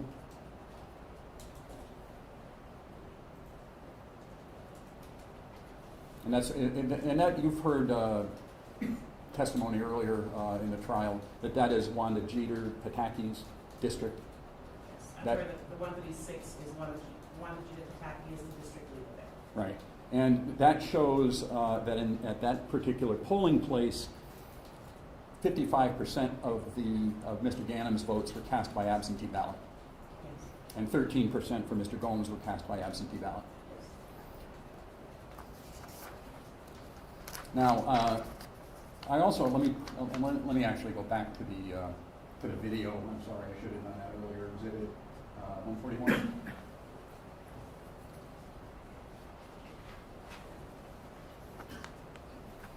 You've seen this video before. I have. And have you also viewed the version of it that you can zoom in on? Yes. You did that in my office? Yes, I did. And do you recognize, go ahead and hit play.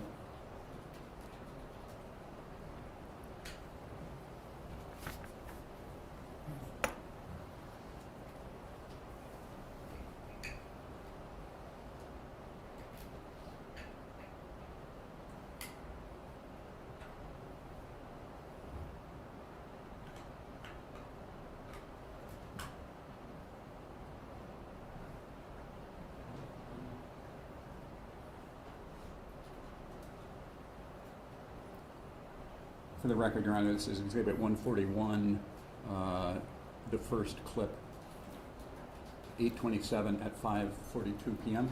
Go ahead and stop it. Ms. Bartlett Josie, who is that person in the video? I recognize that person to be Eneda Martinez, the candidate for the 139th district. And how do you know her? I've seen her in person a number of occasions. I have also seen her on Facebook. I've seen her in a number of pictures around the city, and I've seen her at places around the city. And were you in court last week when she testified? Yes. Did you hear her take the fifth when she was asked whether that was her? Yes.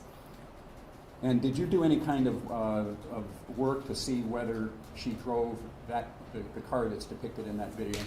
Certainly. I then went on Facebook after I saw the video in your office, wasn't quite sure it was her.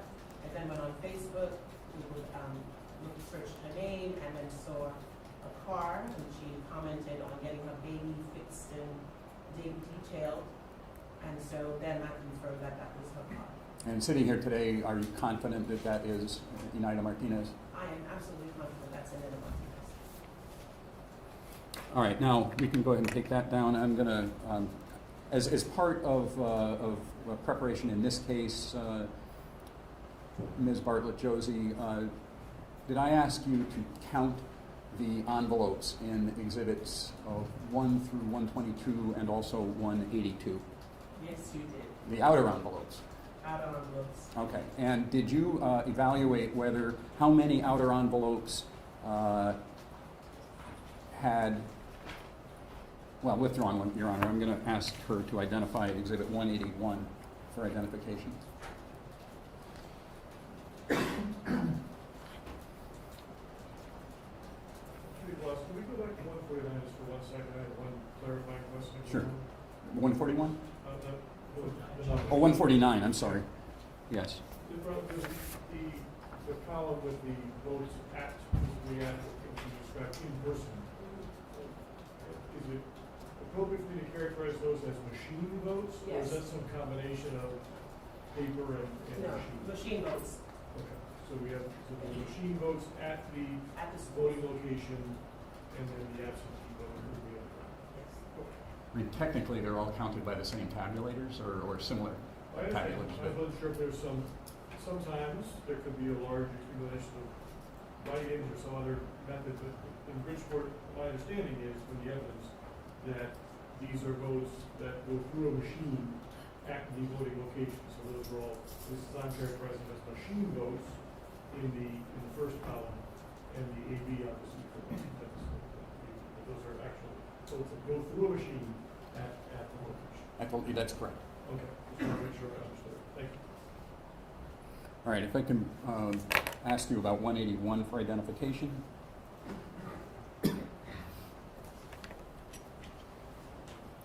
What is Exhibit 181 for identification? It's the number of auto envelopes that had a stamp and the watermark, for the, I think the U.S. Postal Service calls it the cancellation stamp, so that you can't use that stamp again. It's a watermark, and most of the mail in Federal County goes to Westchester County to get processed. So you'll see a Westchester County watermark on there, meaning that it went through the mail. A watermark being, you're calling it a watermark, meaning postmark? Postmark, sorry. Okay. Postmark. Well, Not a watermark, correction, a postmark. And normally, when we get mail in the post office, there'll be squiggly lines across the stamp. And it will have something of where it was processed. So you went through, you had printed copies of each of the outer envelopes. Yes. And they are contained in the 3 boxes that are sitting here? Yes. And specifically, you broke them out into different groups. Yes. And is Exhibit 181 for identification the result of your counting the outer envelopes to see whether they were stamped and postmarked, stamped with no postmark, and no stamp and no postmark? Yes. I'd offer 181 as a full exhibit, Your Honor. And just for the record, I did give them a copy of this last week, subject to the 132.2 double counting, so it's different in that respect, but that's the only respect it's different, I think. Okay, with that representation, Mr. Control? May I have one thing, Your Honor? You may. Ms. Bartlett-Josie, you have 181 in front of you? Yes. All right, so the first page is... Your Honor, can I give her a paper copy? It might be easier. Yes, of course.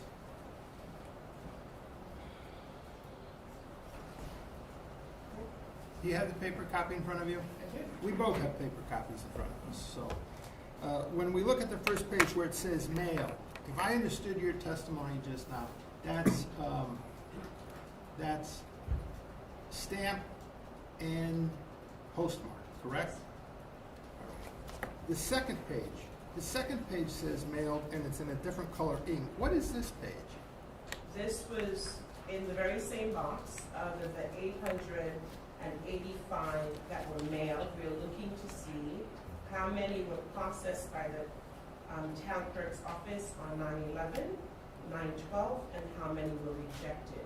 And all the ones mailed through the post office with a stamp and postmark. So the second page of this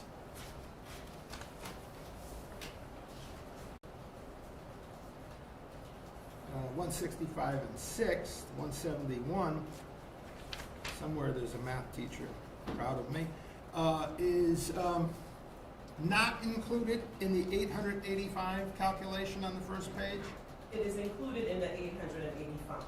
This is all 885 and given the different districts. So, for example, in the 13001, 32 were mailed. Out of the 32 that were mailed, on September 11th, 4 were processed, and none were processed on the 12th. So everything else was processed in the 13001 prior to September 11th.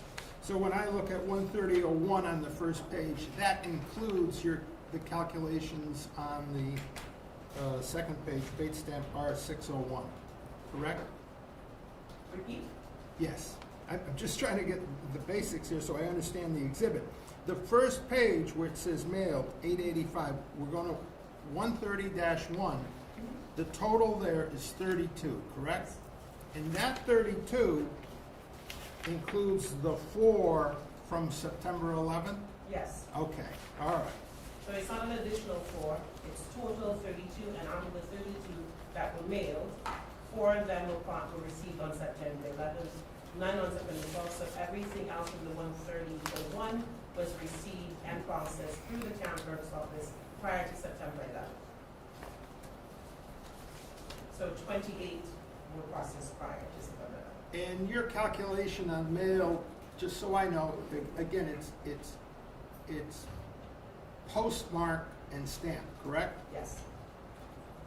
Do you know if the Bridgeport Post Office, on the day before Election Day and the day of Election Day, pulls ballots out, does not send it to Westchester, and provides them to the, for Bridgeport mail delivery to the town clerk's office? Are you aware of that?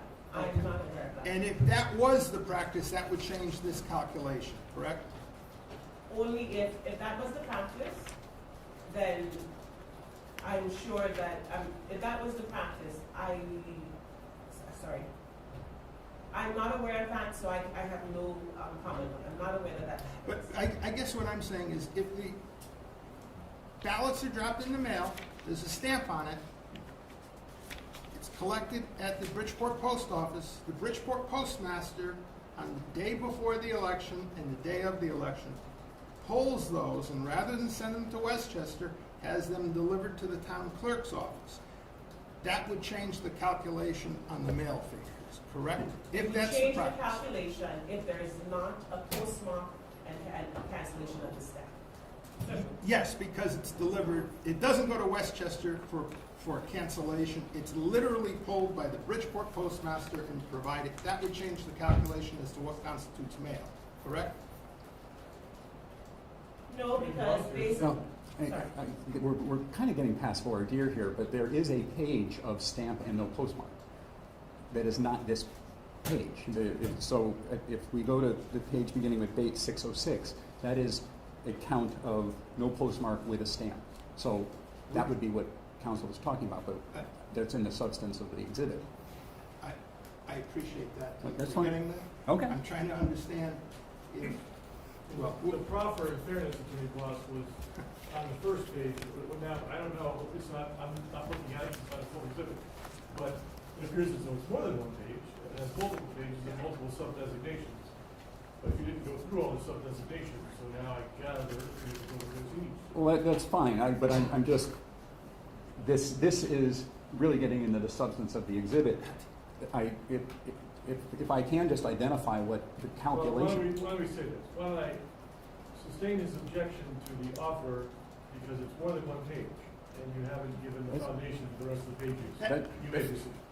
Okay, that's fine. Thank you, Your Honor. All right, so you did different calculations, you did different counts for postmark and stamp. And where is that reflected in this exhibit? postmark and stamp is reflected in the mail, like the first page, I think R00600.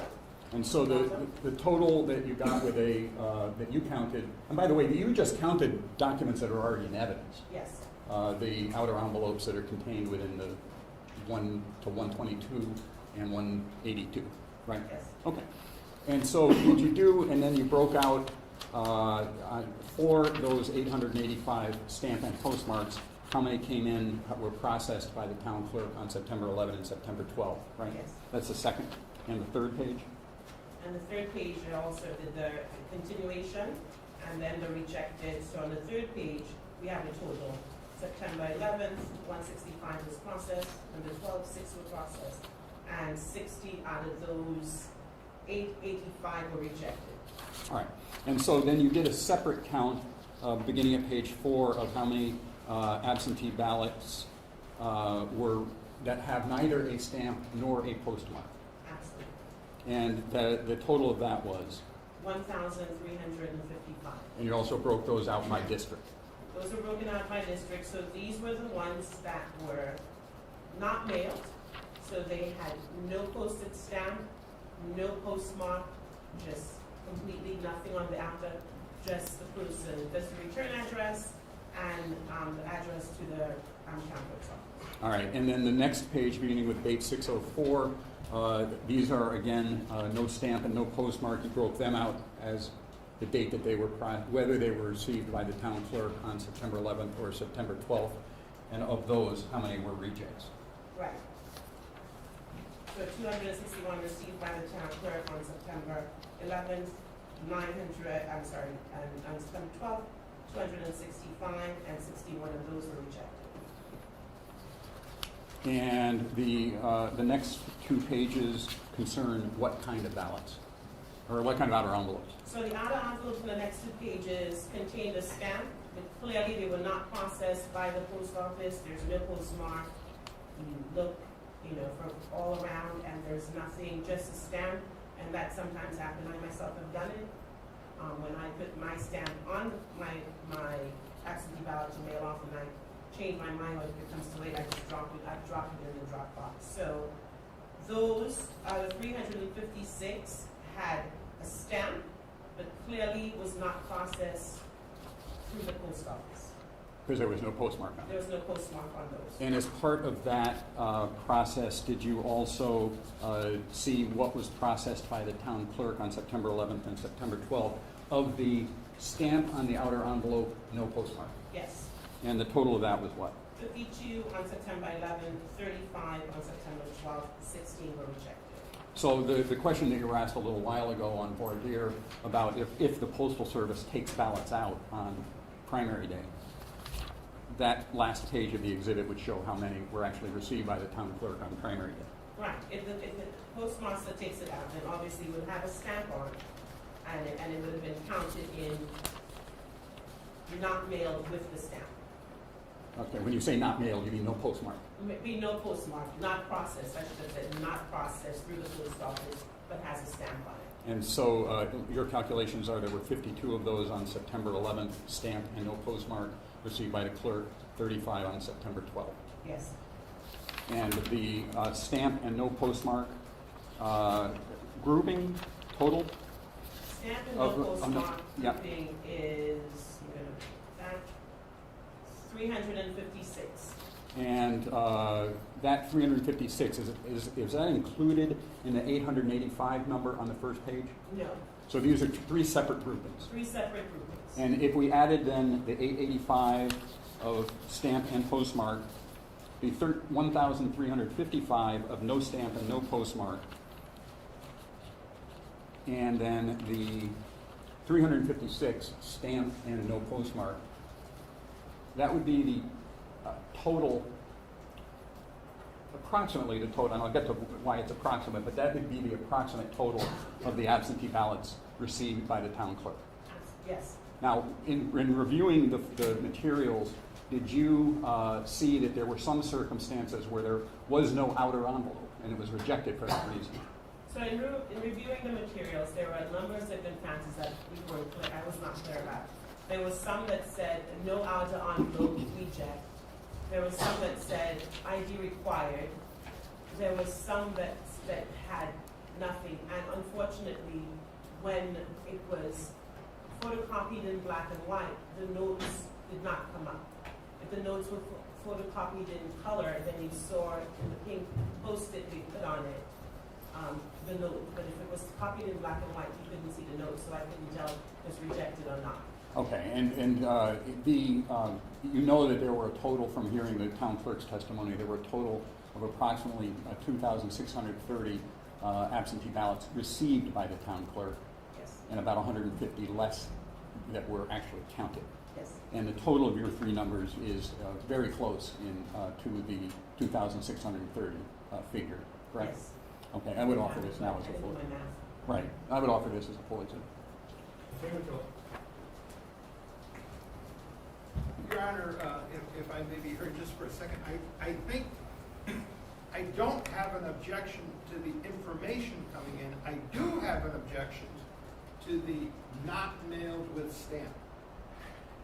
if this page is being offered for no postmark with stamp, I have no objection. It's being offered for what she did and how she characterized it. No, and I'm not claiming that no stamp, mailed and no stamp means that it was mailed, or I'm sorry, I'm not saying that it was, I'm stamp, I mean the three categories to be stamp and postmark, stamp no postmark, no stamp, no postmark. That's all the categories are. With that, Your Honor, I have no objection. Thank you. Thank you. Just a quick question and a voir dire element, basis of an assumption. And to be clear, you, and I guess it was page,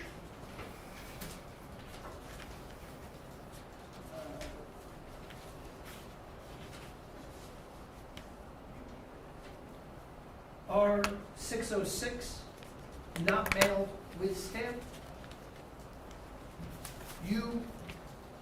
Those are, that totality of numbers you believe was placed in the Dropbox, is that correct? Well, from my understanding, and perhaps having gone through all of those outer envelopes for days, some assistance, that anything that does not have a postmark was not processed through the post office in Westchester County, then if those things are appearing, then they had to be in the Dropbox. So 356, even though they had a stamp on it with no postmark, they were dropped in the Dropbox. Thank you, no further questions. And no objection. And no objection. No objection. So that will be a full consent. Your Honor, is it 181 or 181 corrected? Corrected, maybe because we had uploaded the other version, Your Honor, with the issues with the 181 C. will be not marked, 181 corrected would be the full consent. That would be my request, yes. Well, Ms. Blair? Yes, Your Honor, thank you. Thank you so much. You may continue. Now also, and by the way, if there's no, if it's a stamp and no postmark, it is at least hypothetically possible that the postal service took custody of it and delivered it, but just it's missing a postmark. That happens occasionally, right? And in terms of whether, but you know from your review of the envelopes, the outer envelopes, you know that 885 had a postmark and a stamp. Yes, You know that 1,355 had no stamp, no postmark. yes, And you would believe, based on the testimony of the town clerk, that the 1,355 were put in the Dropbox, or in person, or supervised, or third party. yes, That's the only way that a ballot, an outer envelope anyway, without a stamp or a postmark would get to the town clerk. yes. Now, can you also, by combining Exhibit 181 and 149, can you determine what percentage of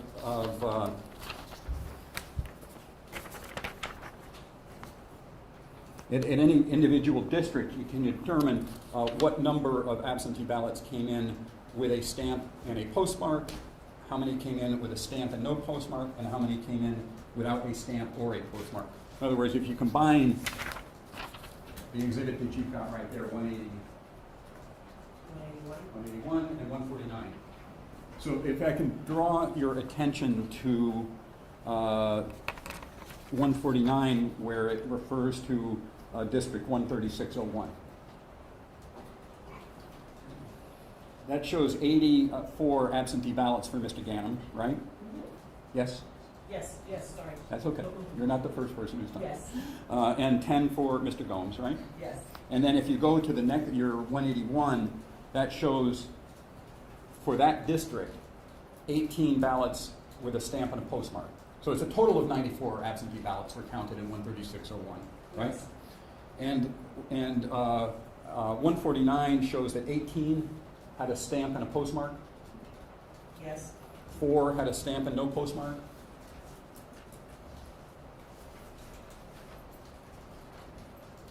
yes, and 81 had no stamp and no postmark in district from District 13601. repeat? Sure. So I can confirm. Yeah, no stamp, no postmark, 13601.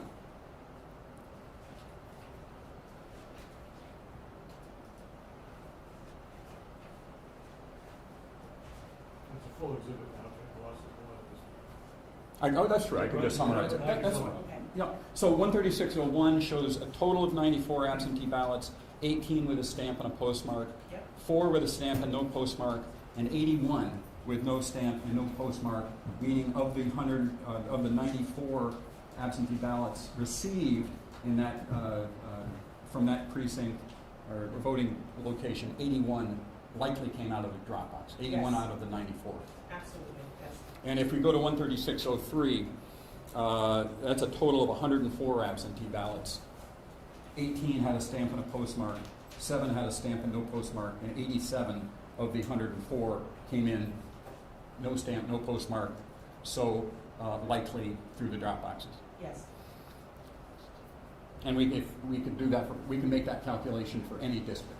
Yes. So, for example, if we go to 13001, there's a total of 83 absentee ballots, 32 have a stamp and a postmark, 18 have a stamp and no postmark, and 37 had no stamp and no postmark. We're up close to equal numbers. Yes.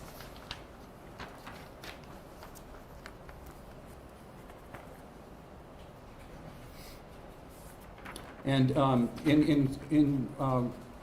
as part of your job, do you also are you also interested in absentee ballot use in other cities? Yes. Do you have personal knowledge through reviewing Secretary of State information as to the number of people who voted by absentee ballot in New Haven for the mayoral primary in September? Yes. What is that? It's 369 persons voted by absentee ballot in New Haven in a two-way primary. Compared to 2,630 in Bridgeport? Yes. And how about Hartford? Hartford is 800 and I think 869 or 871, sorry. They sent out 1,200 applications and 850 something ballots were processed and accepted. Now, did I also ask you to go through the applications for absentee ballots that are also an exhibit in this case? Yes. Beginning with number 128A. And did you specifically identify how many applications Wanda Jeter Pataki had attested to assisting with? 300, yes, 347. And were you also, as part of the production from the state, were you provided as part of Exhibit 147A through D with town clerk registrations for people that assisted with more than 5 absentee ballots? We were, but I honestly do not think those were complete because I was trying to match up the numbers on the absentee ballot applications with the logs as was specified by the town clerk, and I'm not seeing all of it. Okay, so that's in any event what was received from the Yes. state that was represented to the state as the complete set. Yes. And was Ms. Jeter Pataki registered as an absentee ballot application distributor? No.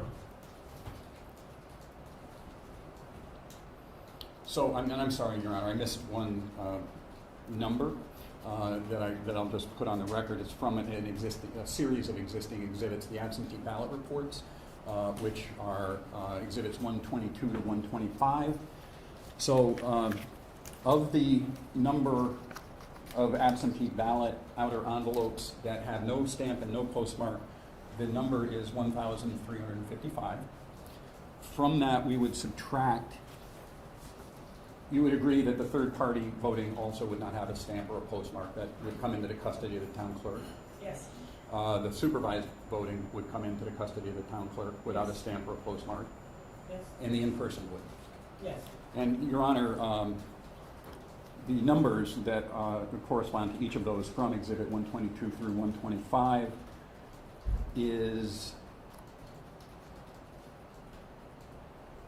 61 supervised, 35, third part, no, I'm sorry, I misstated that. Let me start over. From exhibits 122 to 125, the number of in-person votes were 61. The number of supervised votes was 35, and the number of third-party votes was 6, for a total of 102. So, Ms. Bartlett-Josie, you would take the 1,355 and subtract 102, and that would be the number of ballots that came in through, or outer envelopes anyway, that came in through drop boxes, right? Right. And then there would be some that would be added back in because they had been, some number were rejected. Yes. And we could do those calculations. But is it correct then that approximately 1,300 absentee ballots came into the custody of the clerk's office by means of the drop boxes? Yes. Nothing further, Your Honor. Very good.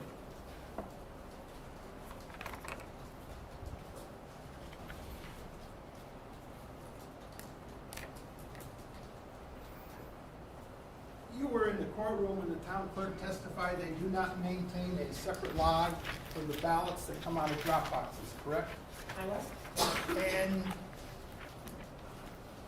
your calculation, in order to be reliable as to what came out of the drop boxes, depends upon postmarks, correct? So if a ballot is received by the town clerk without a postmark and with a stamp, that's something that you can't divine and take account for in terms of your calculation, right? Repeat it, I'm not sure. Sure. what I'm asking. If a ballot arrives in the mail to the Bridgeport Town Clerk's office with a stamp, without a postmark, it comes through the postal system and there's no postmark on it, that's not something that you can take into account in terms of your methodology, right? Yes, I can. I have into account. Again, mailed mean it is stamped, postmark, and there's a cancellation. And if there's a stamp on it, and again, I've done this before. I've been on campaigns, and even for us as everyday people, when you get your mail, very rarely, I don't think I've ever gotten mail in my house without a cancellation on it, because that means I could use the stamp again. So I'm confused as to why, what you're asking, how you're asking it. All right, well, I'm gonna ask it again. Please. And we'll try it again. If, So I just answered the question. thank you, Your Honor. If an envelope is mailed and it comes through the U.S. postal system and it goes to the town clerk's office and it's missing a cancellation, there's no cancellation on it. Your calculations as to what was mailed does not reflect such a circumstance, right? I don't agree with that, no. The post office isn't perfect, is it? Sometimes letters are delivered without postmarks, right?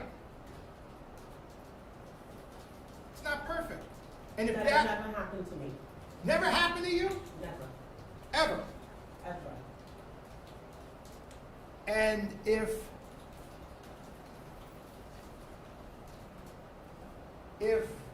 the postmaster in Bridgeport pulls ballots on the day before the election and the day of election and has them delivered by postal people to the town clerk's office, that's not in your calculation. It isn't my calculation. It's mailed with stamp. It's not mailed with stamp because there's no cancellation. So if the postmaster took the ballots and delivered it to the town clerk, there would be a stamp on it with no cancellation. But my point is, and here's my question, that's not reflected in your mailed total. Your mailed total depends upon stamp and postmark. Absolutely. And there could be circumstances when, have you ever seen the post office deliver mail with no stamp and a cancellation on it? Have you ever seen that? Not in my experience. Have you ever seen, could you Do me a favor. Come on. May I have a moment, Your Honor?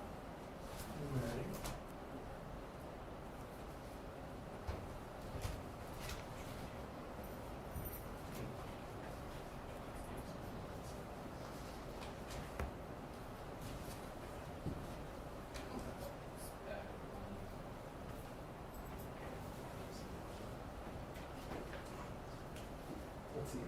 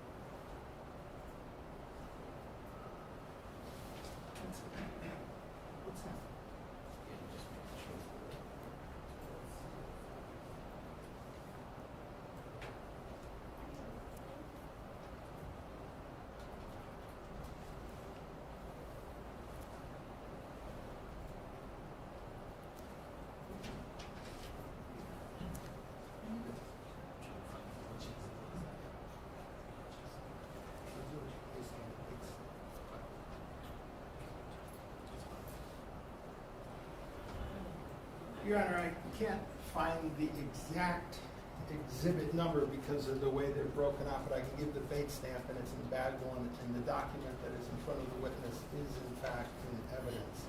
And it's bag one, fate stamp 012306. Do you have that document in front of you? I do. Do you see a stamp on that? I see no stamp on it. And do you in fact see that has... Westchester County. Yes.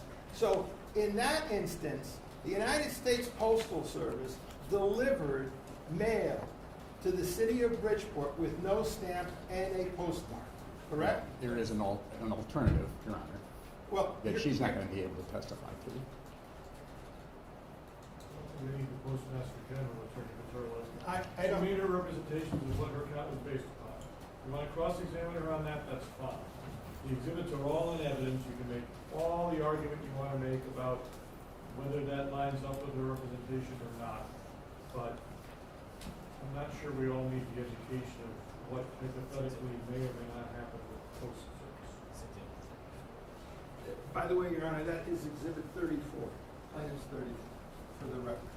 So your calculations are based upon your view of a postmark and a stamp, right? Right. And your determination as to what came out of a ballot box, is that at all dependent upon whether there's a stamp on it?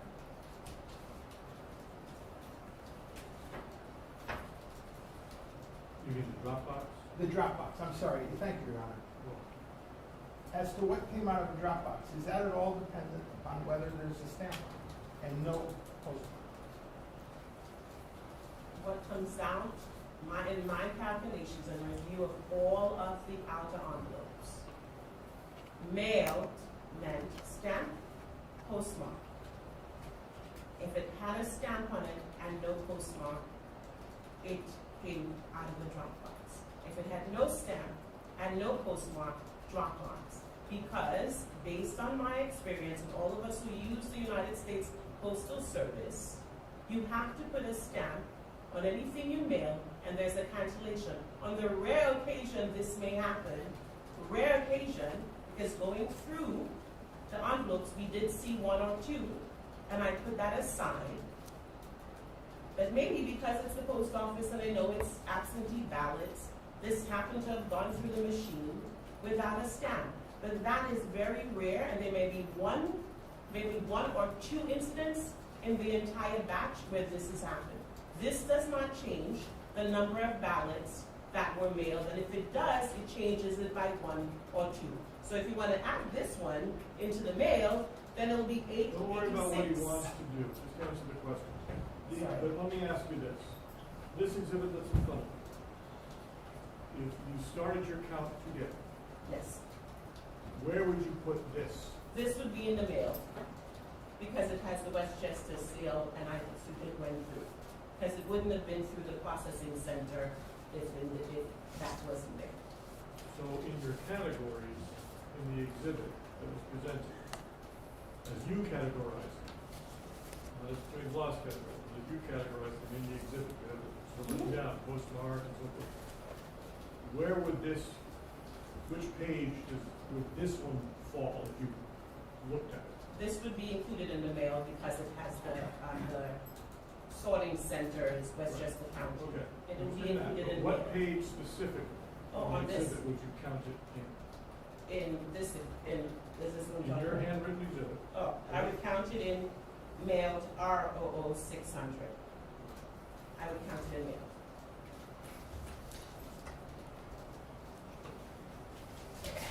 And you have this page, it says not mailed with stamp. For that calculation, you are assuming that these did not run through the United States Postal Service. Is that correct? For that calculation, these did not run to the United States Postal Service, yes. Based solely on the lack of a cancellation. Based solely on the lack of a cancellation in the Westchester County or New York City or wherever it has been, yes.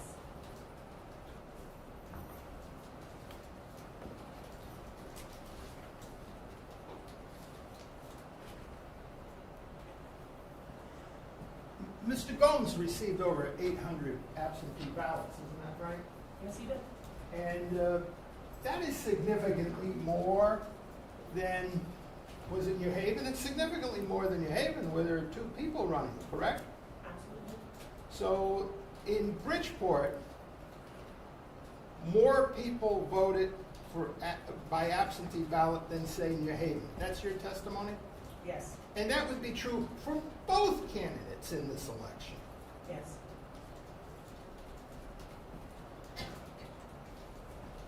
And absentee ballot voting is permitted under Connecticut state law, right? Yes, it is.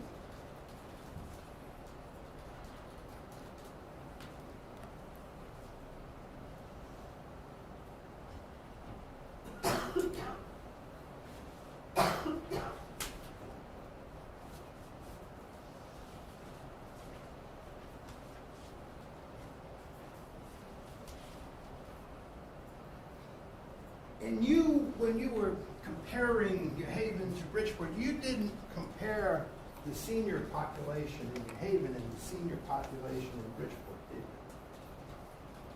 I did, but not at this. I did based on, I didn't go and get numbers, but based on my experience running campaigns in New Haven, in Hartford, and in Bridgeport. I did. You heard the mayor come into the courthouse here and say how important absentee ballot voting is for the many sick, the many seniors, and the many disabled in Bridgeport. You heard that, right? Absolutely, yes, I did. And that's true, isn't it? That is true. Nothing further. Please, no. Just a few questions, Your Honor. Madam, you were in the courtroom here when the Deputy Clerk, Christina Resto, testified, correct? Yes. And she testified under oath during cross-examination that the clerk's office sometimes receives absentee ballots with stamps and no cancellation by the post office. You heard that testimony by her, correct? Yes. Where did you include that evidence in your calculations? Stamps and no cancellation are included in mailed without, stamps and no cancellation are included in, let me get my language right.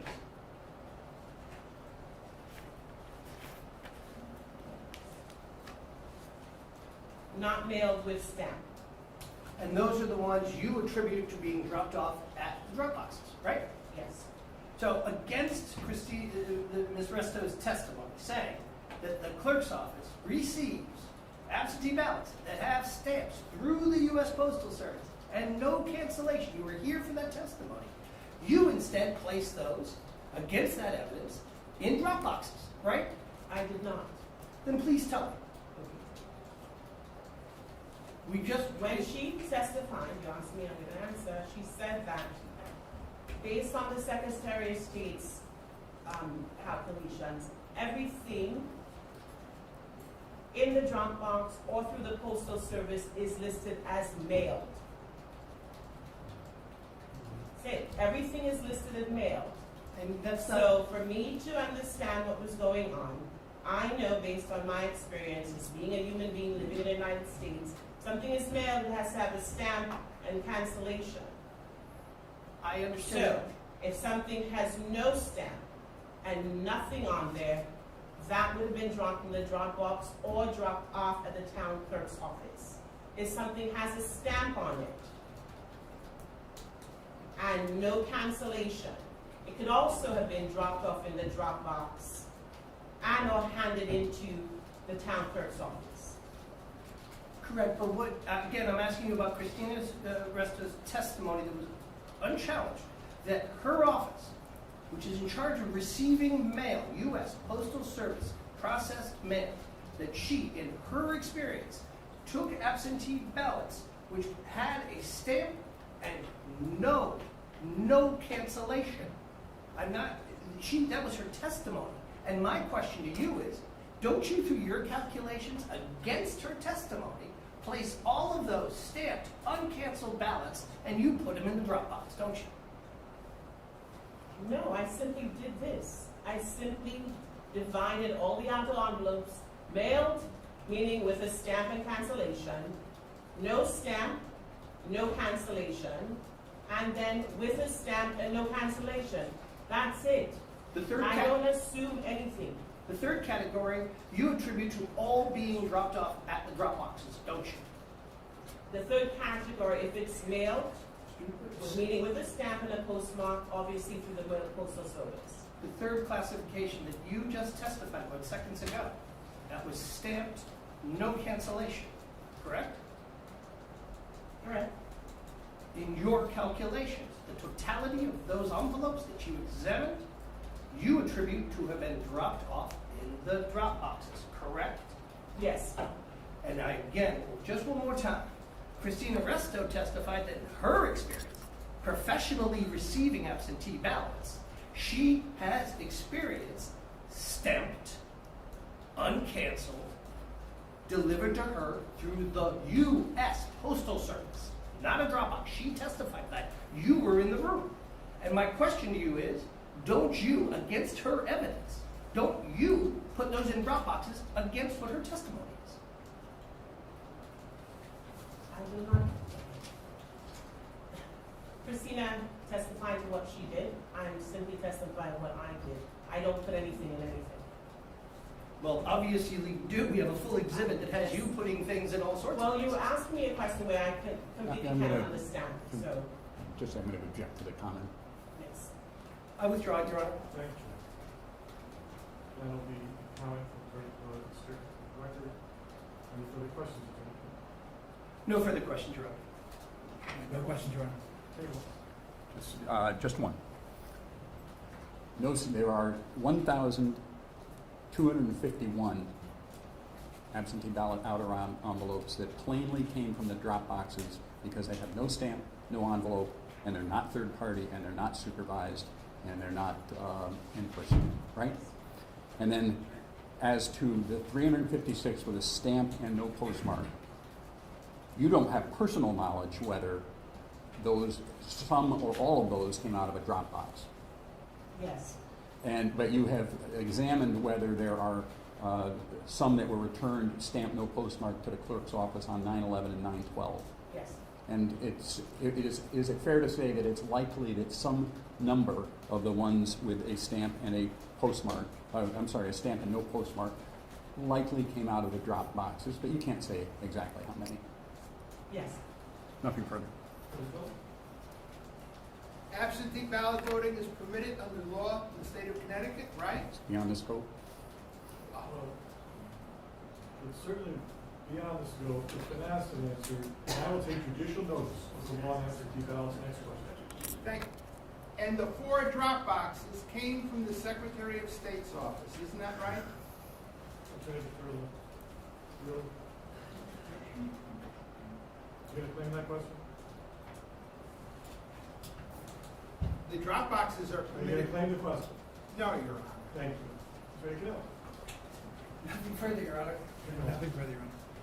We'll take, you know it, I assume you're done, Attorney Blas, your one question. I am done. Two compound. I understand. You have gotten That every lawyer, famous last words. every lawyer in the state of Connecticut has made that representation and then broken it. But none more now. None more from me now, no, Your Honor. Thank you. Ms. Carlson, thank you for your testimony. You may step down. If you want to keep that exhibit back to Attorney Blas, if you pass it, I appreciate that. Thank you so much. Why don't we take I assume we'll have witnesses this afternoon? Well, we're going to go into the actual now the video evidence of the use of the absentee ballot drop boxes. So that would be through exhibits 142A We'll be through back D. in 2 o'clock. Yes, yes, of course. Okay, so we'll take our lunch and recess. If council want to join me for a moment before we leave in chambers, we'll be back at 2 o'clock. All rise. Court now stands in recess.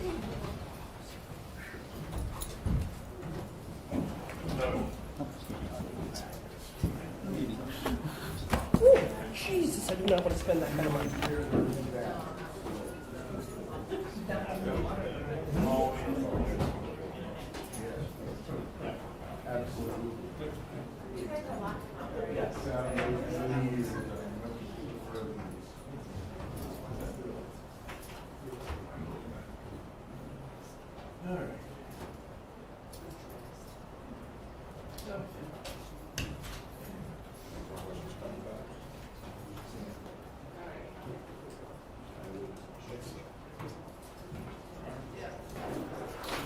I'm sorry, I didn't mean to hold you up. No. Good. Thank you. I'm just a little slower getting going.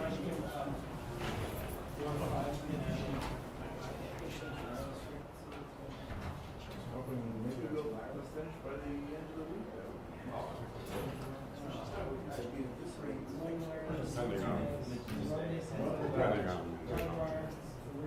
But then he'll have to get one exam.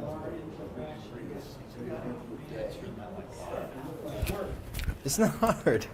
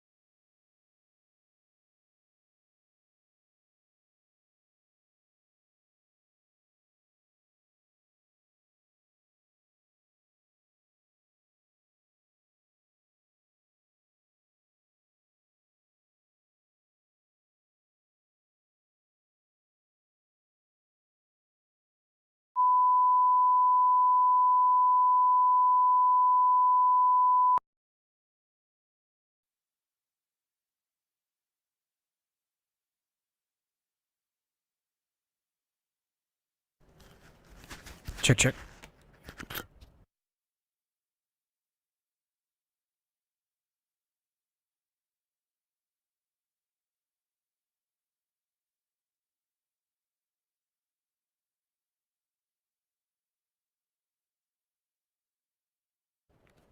Check, check.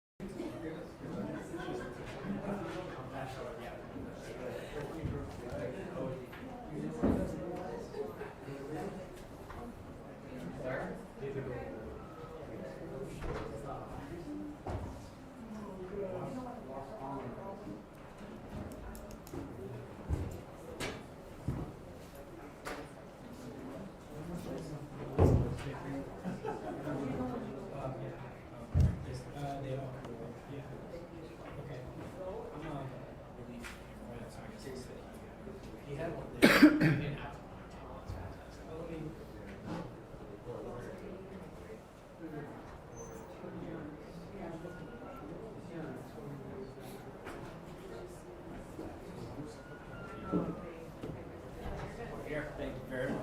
I just wanted to make sure like we weren't talking. No, I guess. Oh, no, yeah. Okay. We only record anyway when court's in session. Not even. That's what they all say. Or that it was, sorry, something. And your phones are tapped too. Thanks, John. And then the other one goes here on the. I got it right up. Actually, Frank, I'm gonna put it here because Bloss doesn't know. You got it.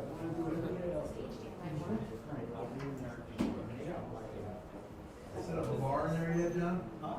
Set up a bar in there yet? Bring the bar with me. Yeah. When I was growing up, my next door neighbor was three counties in our area, and I had to go to.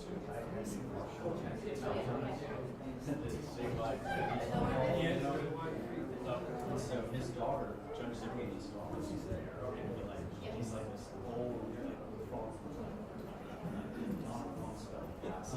seersucker suit, fly bow tie, cane. So he comes up to us and just talks and he says, I want to show you boys something, and he pulls off his leg and he's got a hip flask attached to his garters. Oh my He God. takes a swig of it and he's like, that's good bourbon. And I was like, can we have some, Josh? He said, yeah, sure, goddamn whiskey. That's like something out of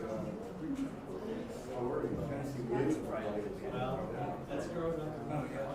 We're used to it.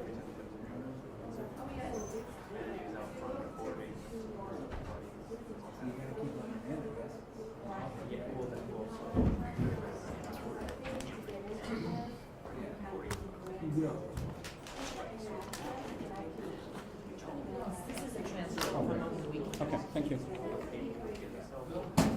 saw John's text?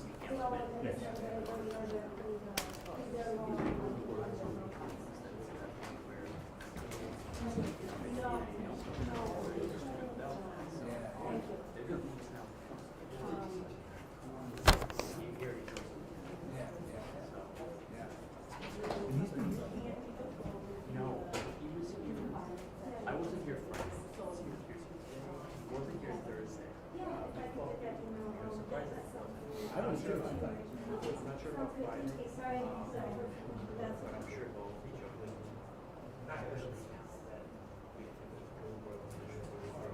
Yeah.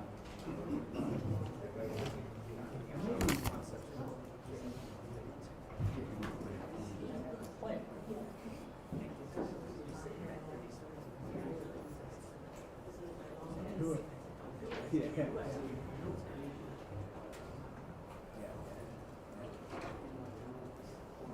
It's sad. He's got a lot of stuff going on. Oh, yeah. I don't know what the. Suddenly, as a few years ago, he started, gives our office so much. Oh, yeah. Yeah, pretty much. Pretty much.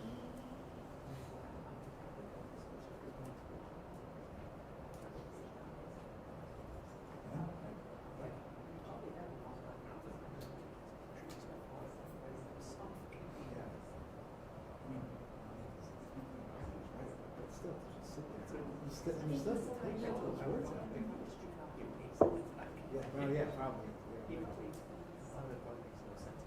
No, it doesn't. I tried to. Some of them.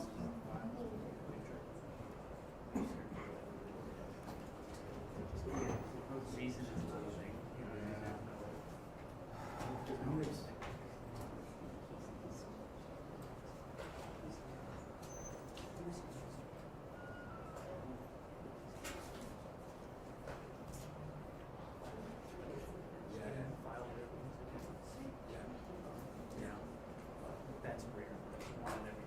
Yeah.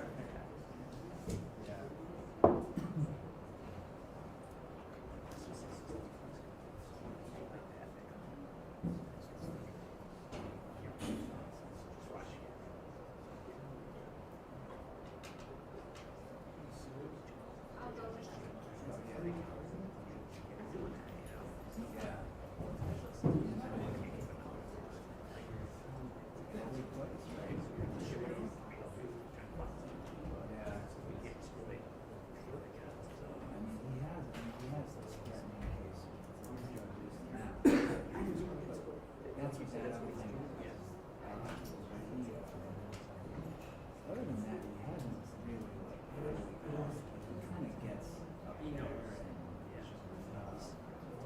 it shouldn't go without it. Yeah. I just hope he doesn't snap. I know.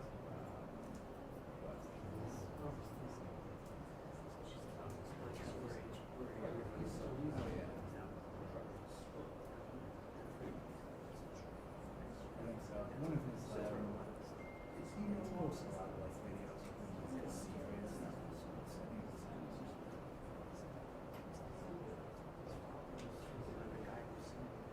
Oh yeah. Yeah.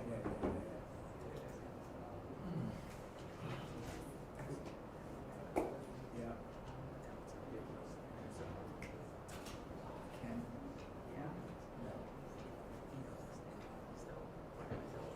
I'm sure I'll know when you say it. Let me ask you, this is gonna drive me nuts if I can't remember it now.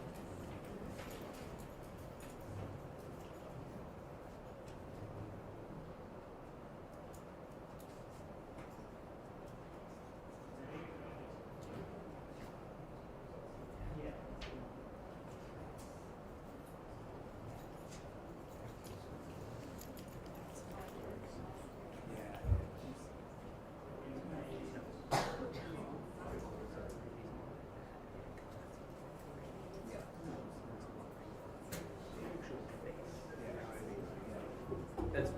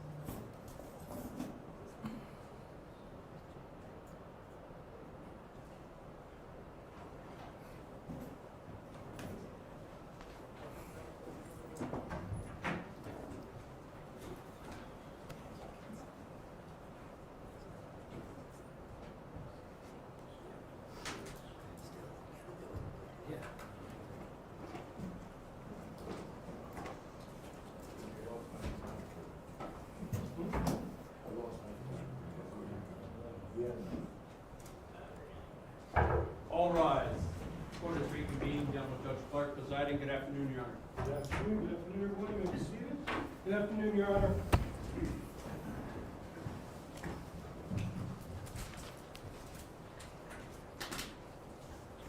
Attorney Ventura, any updates on Attorney Bohannon? Oh, yes, Your Honor. If I may, Attorney Bohannon has received the records, and they are scanning and putting the watermark attorney's eyes only on them. And we should have them sometime this afternoon. Excellent, thank you. Attorney Bloss. Yes, Your Honor. What I'm going to propose doing at this time, and I've shared this with counsel, the Dropbox videos are full exhibits for the entire period of when absentee ballots were available, from I think it was August 21st through September the 12th, the date of the primary. As the court is very aware, they record 24 hours a day, subject to there being motion detection. I have prepared a list for each Dropbox as to circumstances where I believe that, and I've identified somebody is approaching the Dropbox likely with the intention of putting an absentee ballot in it. That is quite clear as to the Boston Avenue, the Ocean Terrace, and the 999 Broad Street Dropboxes. The camera quality on Lion Terrace is not as high as it is on the other ones. So just for the court's consideration, and I shared my criteria, if you will, with defense counsel. If it is clear that, if it is not clear that somebody was using either the garbage can next to the Dropbox or the post office box next to the Dropbox, I noted that on a spreadsheet that I gave defense counsel and counted it anyway. So I'm trying, as with the stamps and no postmark outer envelope, giving kind of the benefit of the doubt, I guess, if you can put it that way, but assuming that anybody who's going to the area was actually visiting the Dropbox as opposed to the garbage can or the U.S. Postal Service box. That is what we did, or what I did. And again, I've given defense counsel a spreadsheet for each of the 4 polling places that I believe, that includes what I believe were either pickups, drop-offs, or can't tell, but counted it anyway. So I'm not going to offer the spreadsheets at this time unless there's going to be a significant dispute about the numbers. And I underline the word significant, because this is not a 1 or 2 ballot case. This is not a case where if I missed 10 people, it's not going to matter. The math isn't going to change. Your Honor heard this morning that there were at a minimum 1,255 absentee ballots cast at the drop boxes, plus some number that were rejected, plus probably some that had a stamp and no postmark. But this is, like, as I said, this is not a 10 or 20 or 5 person case.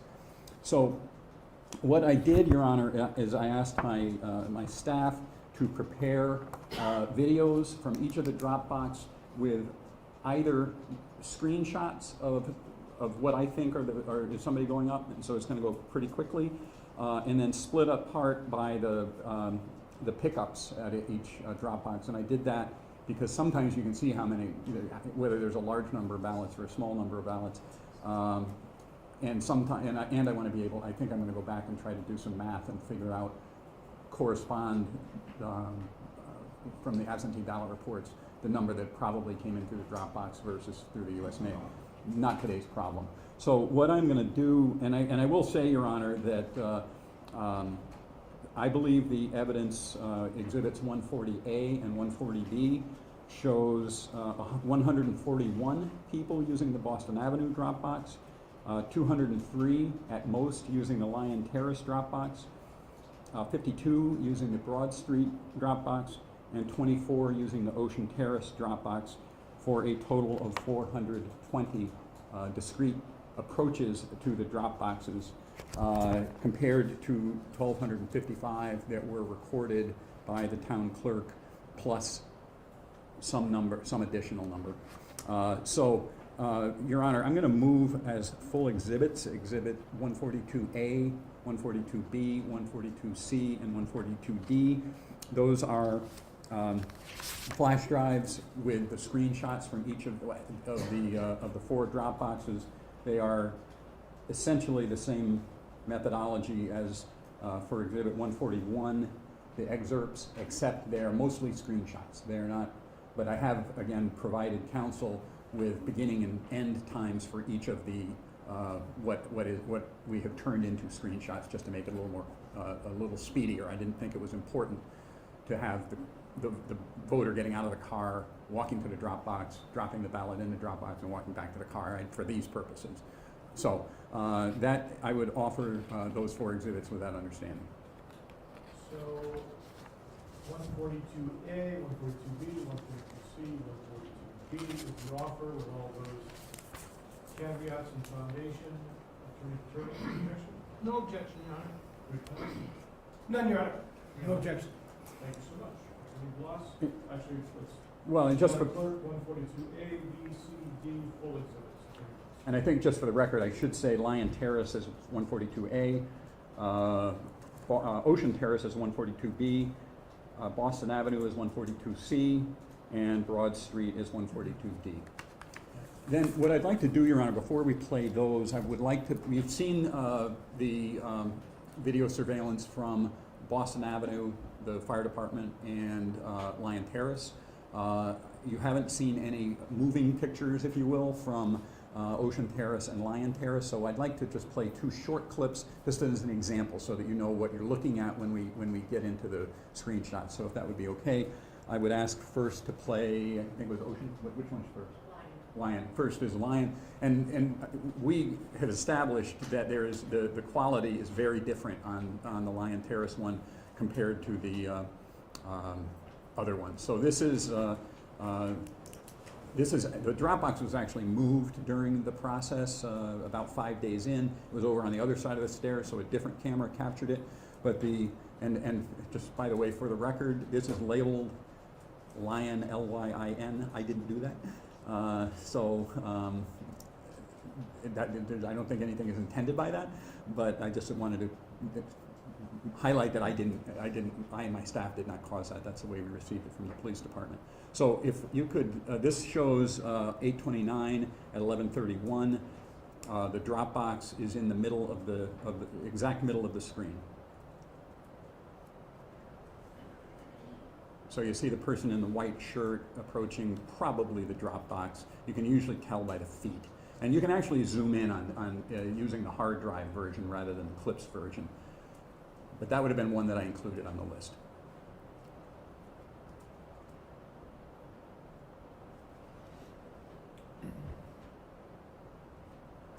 And then there's somebody else is coming in just a few seconds, Your Honor.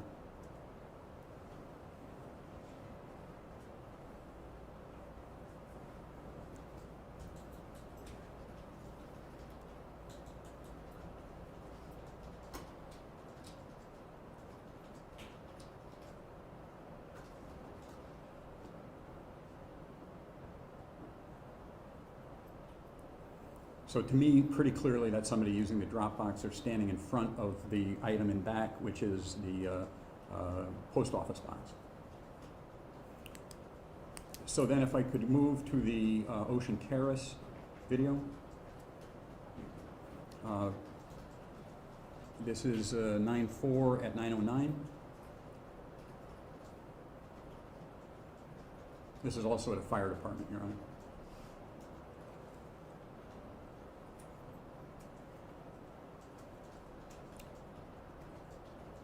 So very clear, obviously. You can see exactly what the voter is doing.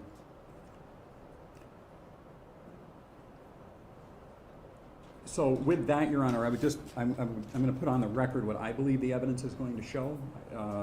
Well, I think I already did that. I already did the numbers, I'm sorry. So why don't we just go to Exhibit 142A and play it beginning to end? I don't recall how long each of these are, but they're mostly screenshots except for the pickups. I just have a quick question. Go ahead. I have 142A corrected and 142B corrected. Is that what's being entered? Yes.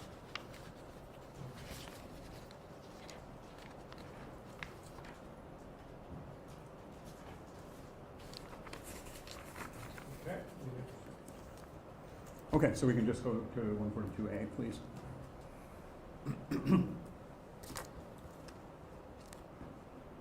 And this is Lion Terrace.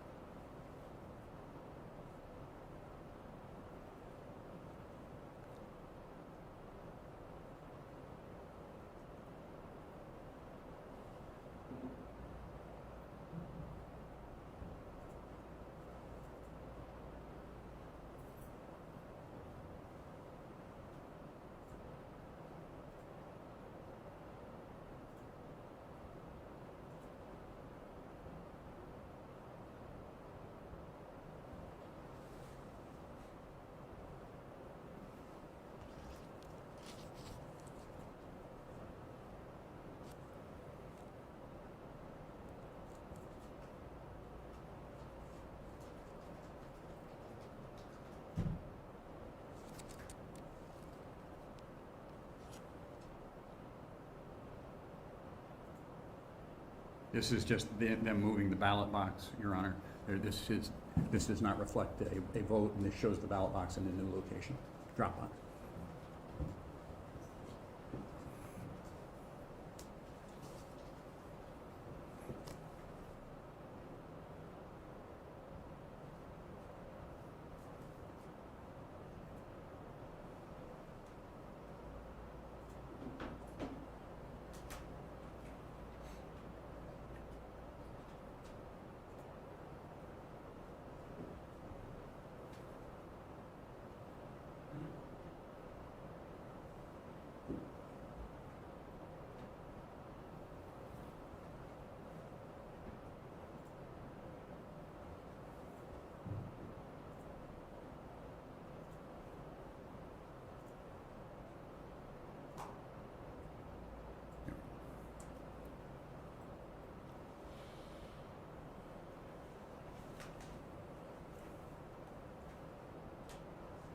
Has it frozen?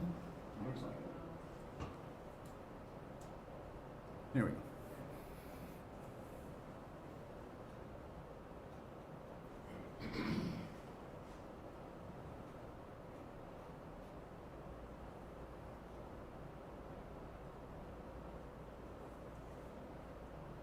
This is the pickup, Your Honor.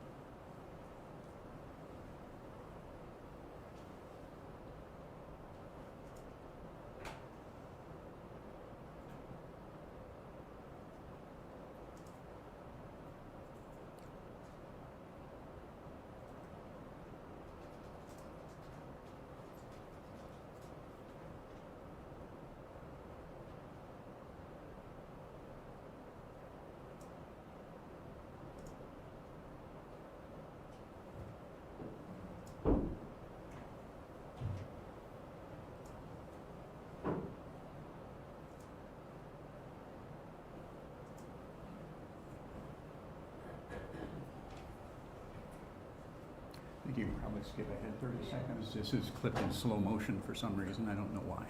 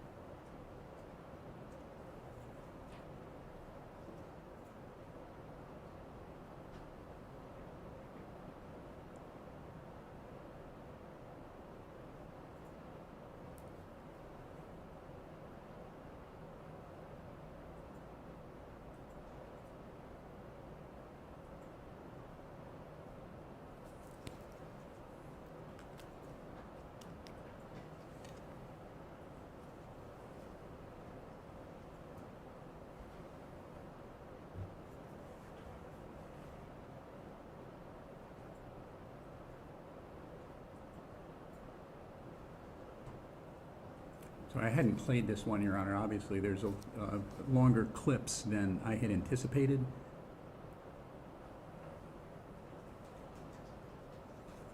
So I may have to clean this one up a little bit.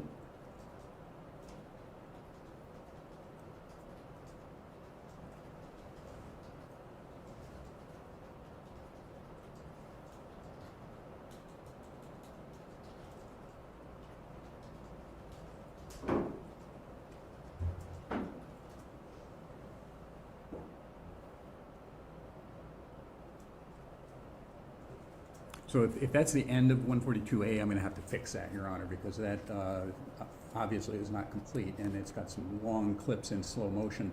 So maybe we can go to 142B and see if that is okay, but I will try to clean this up. As Your Honor has noted, we are trying to do a very intense, fact-intensive case in a very short period of time. So some of that is to be expected, but that was emptying. This is Ocean Terrace, and that was emptying the drop box.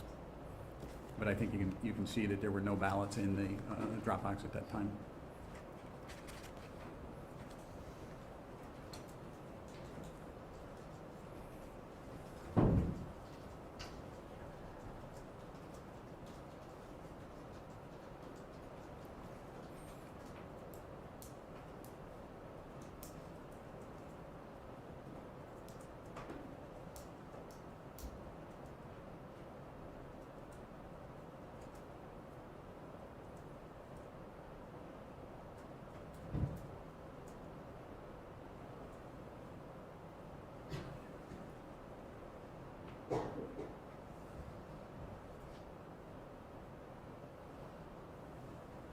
I think we can fast forward through this.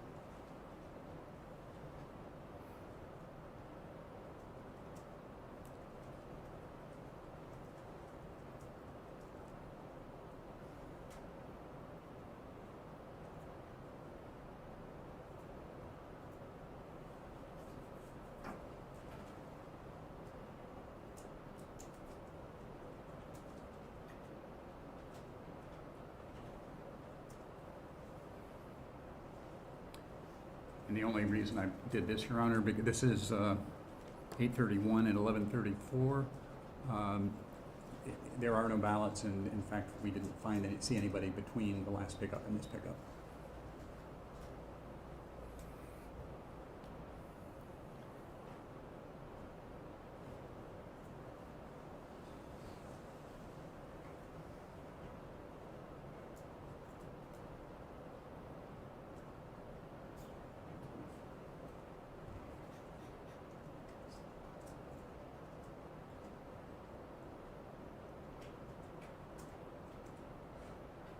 I think we can go forward through this, please.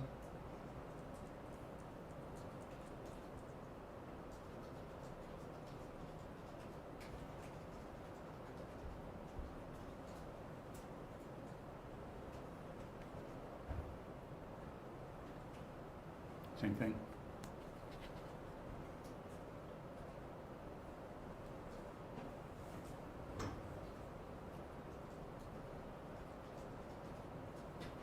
I think you can go forward through this.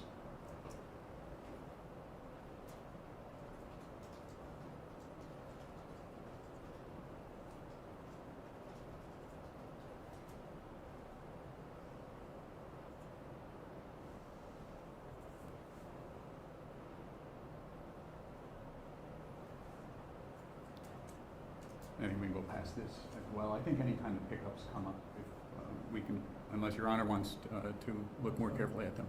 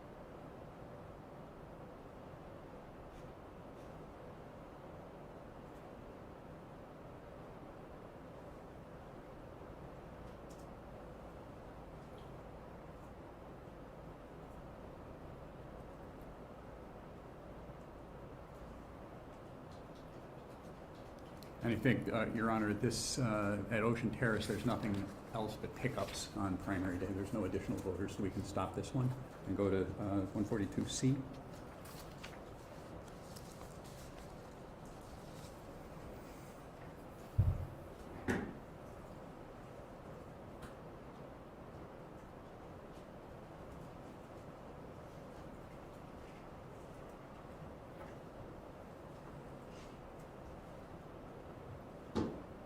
This is just a pickup with nothing being picked up, so we can go past this.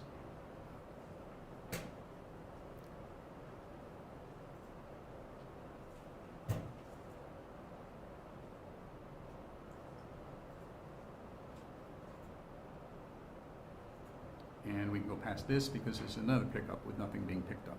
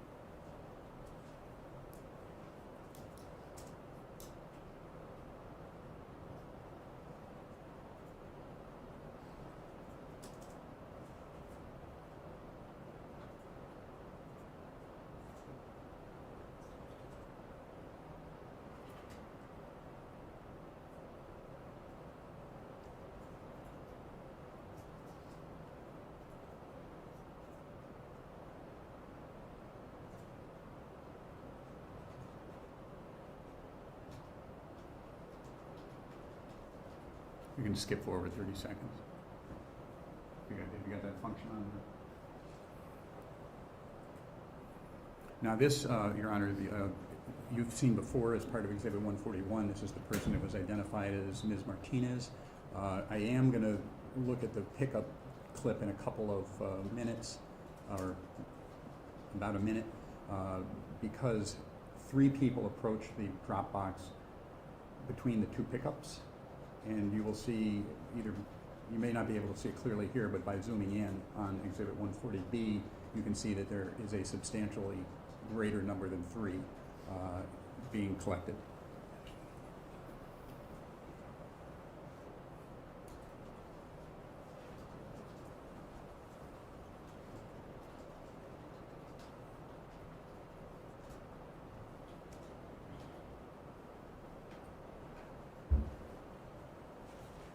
And this is at 8:28 at 10:08. This is the pickup immediately after the last pickup that we saw, about 24 hours earlier.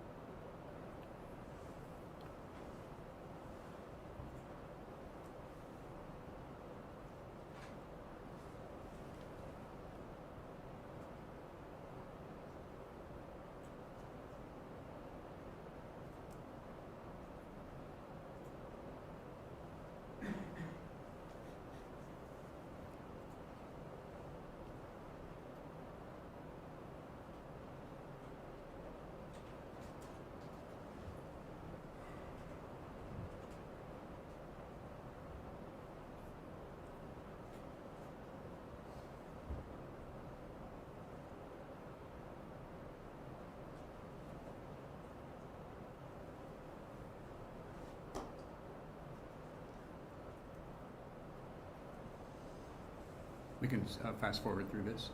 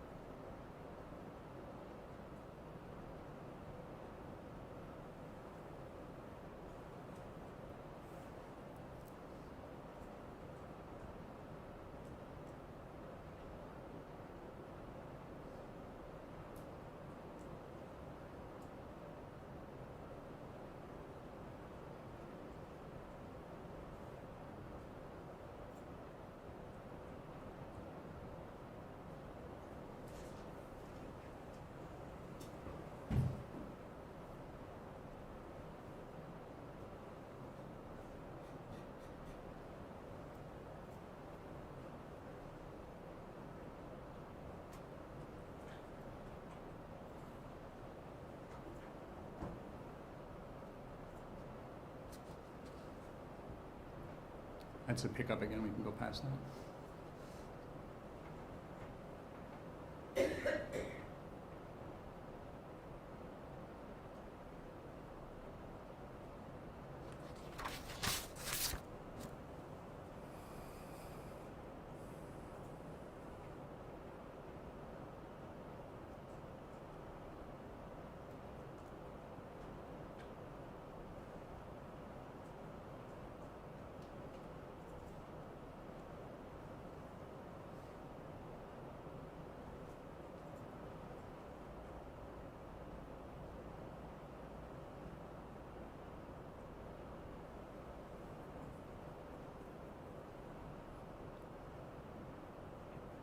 You can go past this. This is the pickup, Your Honor, on 9-7.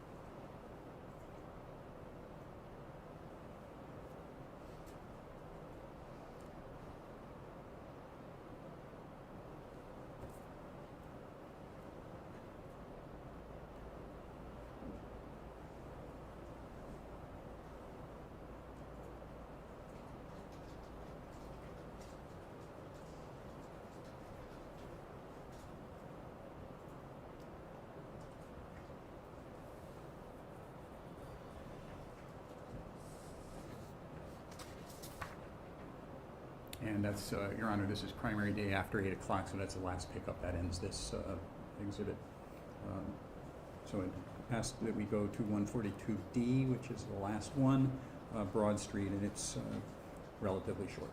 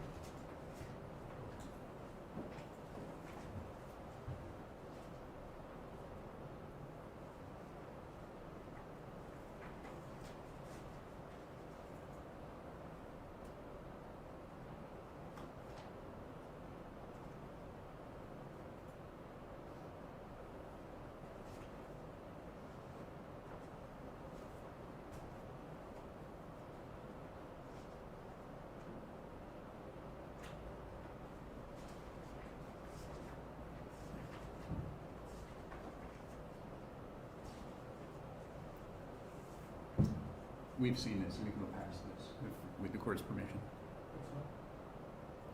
And we've seen this, so we can go past this.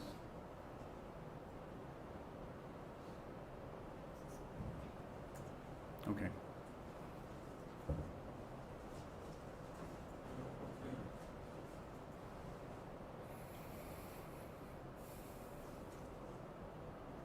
And you can go past this, we've seen this. This is on 141 as well.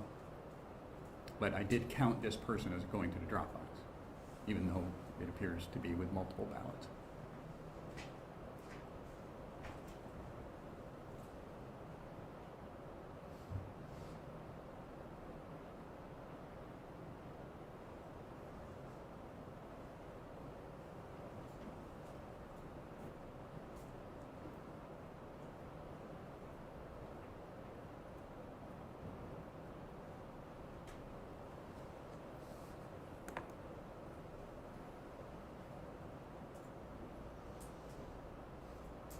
We can go past this. We've seen this on 141.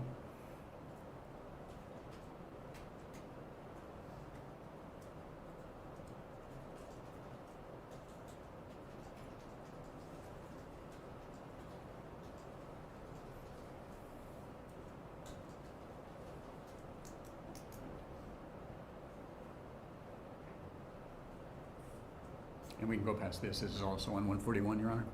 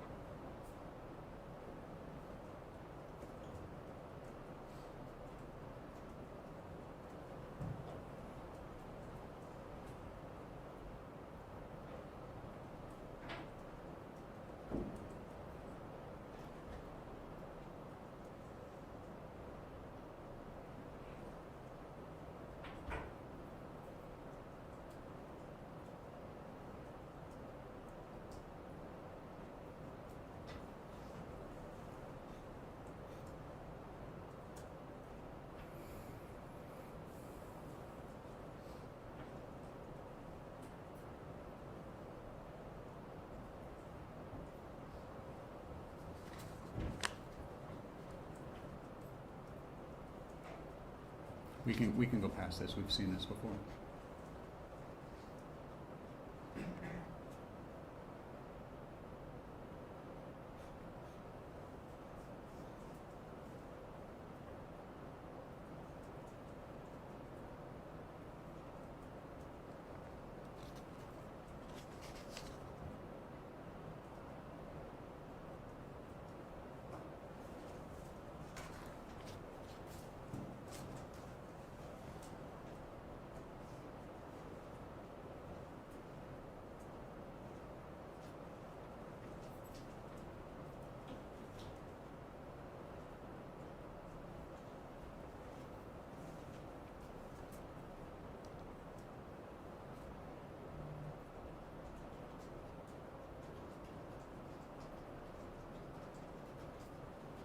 That's the end of 142D. So, Your Honor, I will get 142A Lion Terrace fixed, and I will file a substituted exhibit. But that, in total, Your Honor, that shows, or will show in the case of Lion Terrace, that shows that there were 420 discrete visits to the Dropbox, 4 Dropboxes during the absentee voting period.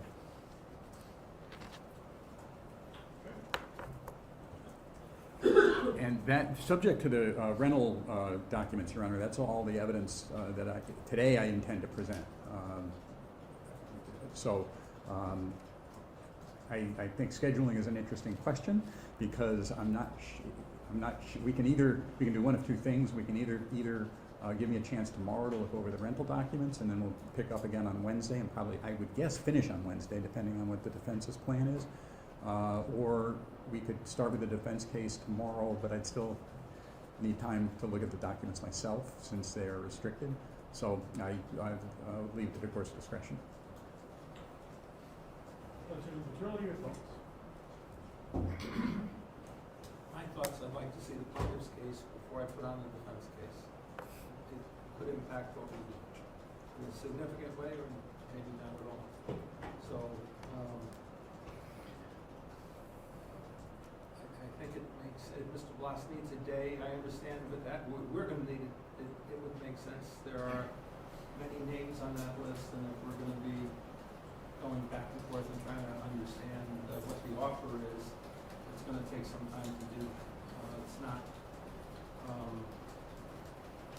the major batch of documents are not text searchable, so it's gonna be a manual type label. Attorney Collins? I adopt Attorney Turler's statement.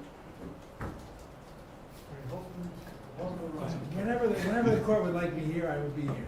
Thank you, I appreciate it. Well, I think given that all parties, I'm sure, would want time to review the document, from the efficiency standpoint, having you be here and not doing that, probably not as time efficient. But considering that your expectation, Attorney Bloss, would be that whatever evidence, if any, that you choose to put on out of that list, I'm not holding this totally against you, but maybe the end of your case, thus wrapping up at some point on Wednesday, it seems to me that keeps us at or ahead of the schedule of our prior anticipation. So I'm okay with that. The caveat that I would give to defense counsel would be understanding that there may or may not be evidence on that list from Attorney Bloss on Wednesday, and thus he may simply rest, or may put on some evidence associated with that list, or perhaps some other things, depending on exhibits and so forth, that defense counsel should be prepared to put on whatever evidence or witnesses beginning Wednesday, let's say, late morning or at the latest 2 o'clock. Your Honor, do you mean Thursday? I'm sorry, Thursday. Thank you. In which case we will. Okay. So we basically, thank you, I'll correct myself, we would be Wednesday off, be back on Thursday, hoping that that would be the conclusion of Attorney Bloss's case, and the defense case would start immediately following that, subject to whatever good faith arguments you want to make at that point, why that may not be possible.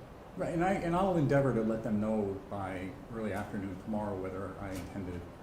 That was my next suggestion, that you confer with them on any, obviously, to Attorney Kennelly's point earlier from my prior order, that you would give them a sense of what you expect to do vis-a-vis witnesses and proposed exhibits, so that if we can have agreed upon exhibits in whatever context they are, that will make our time more useful on Thursday. We can come in having all counsel and have some communications perhaps tomorrow afternoon as to where you think this is going to go, and if you think it's going to go, you know what, I've looked at it, it's not relevant to my case, so I'm going to likely with some cleanup rest early Thursday, and then that would be to you, Attorney Majerla, and Attorney Kennelly, Attorney Holtzman, to the extent we finish with a bang here, to have your witnesses ready to go. So then, again, for the public here, the goal then would be that we're going to wrap this up from an evidentiary perspective, and I think everyone should start thinking about what they believe they would need as far as time for any briefs, for any argument. I think briefs is more appropriate in this case, but given the amount of evidence we have, et cetera. We should think about that, think about it in the context of the timing of the statute, and including best case Thursday or Friday. Again, my intention in response to the process colloquy with me earlier in this case would be a schedule of days, not weeks, and then I think this all still lines up with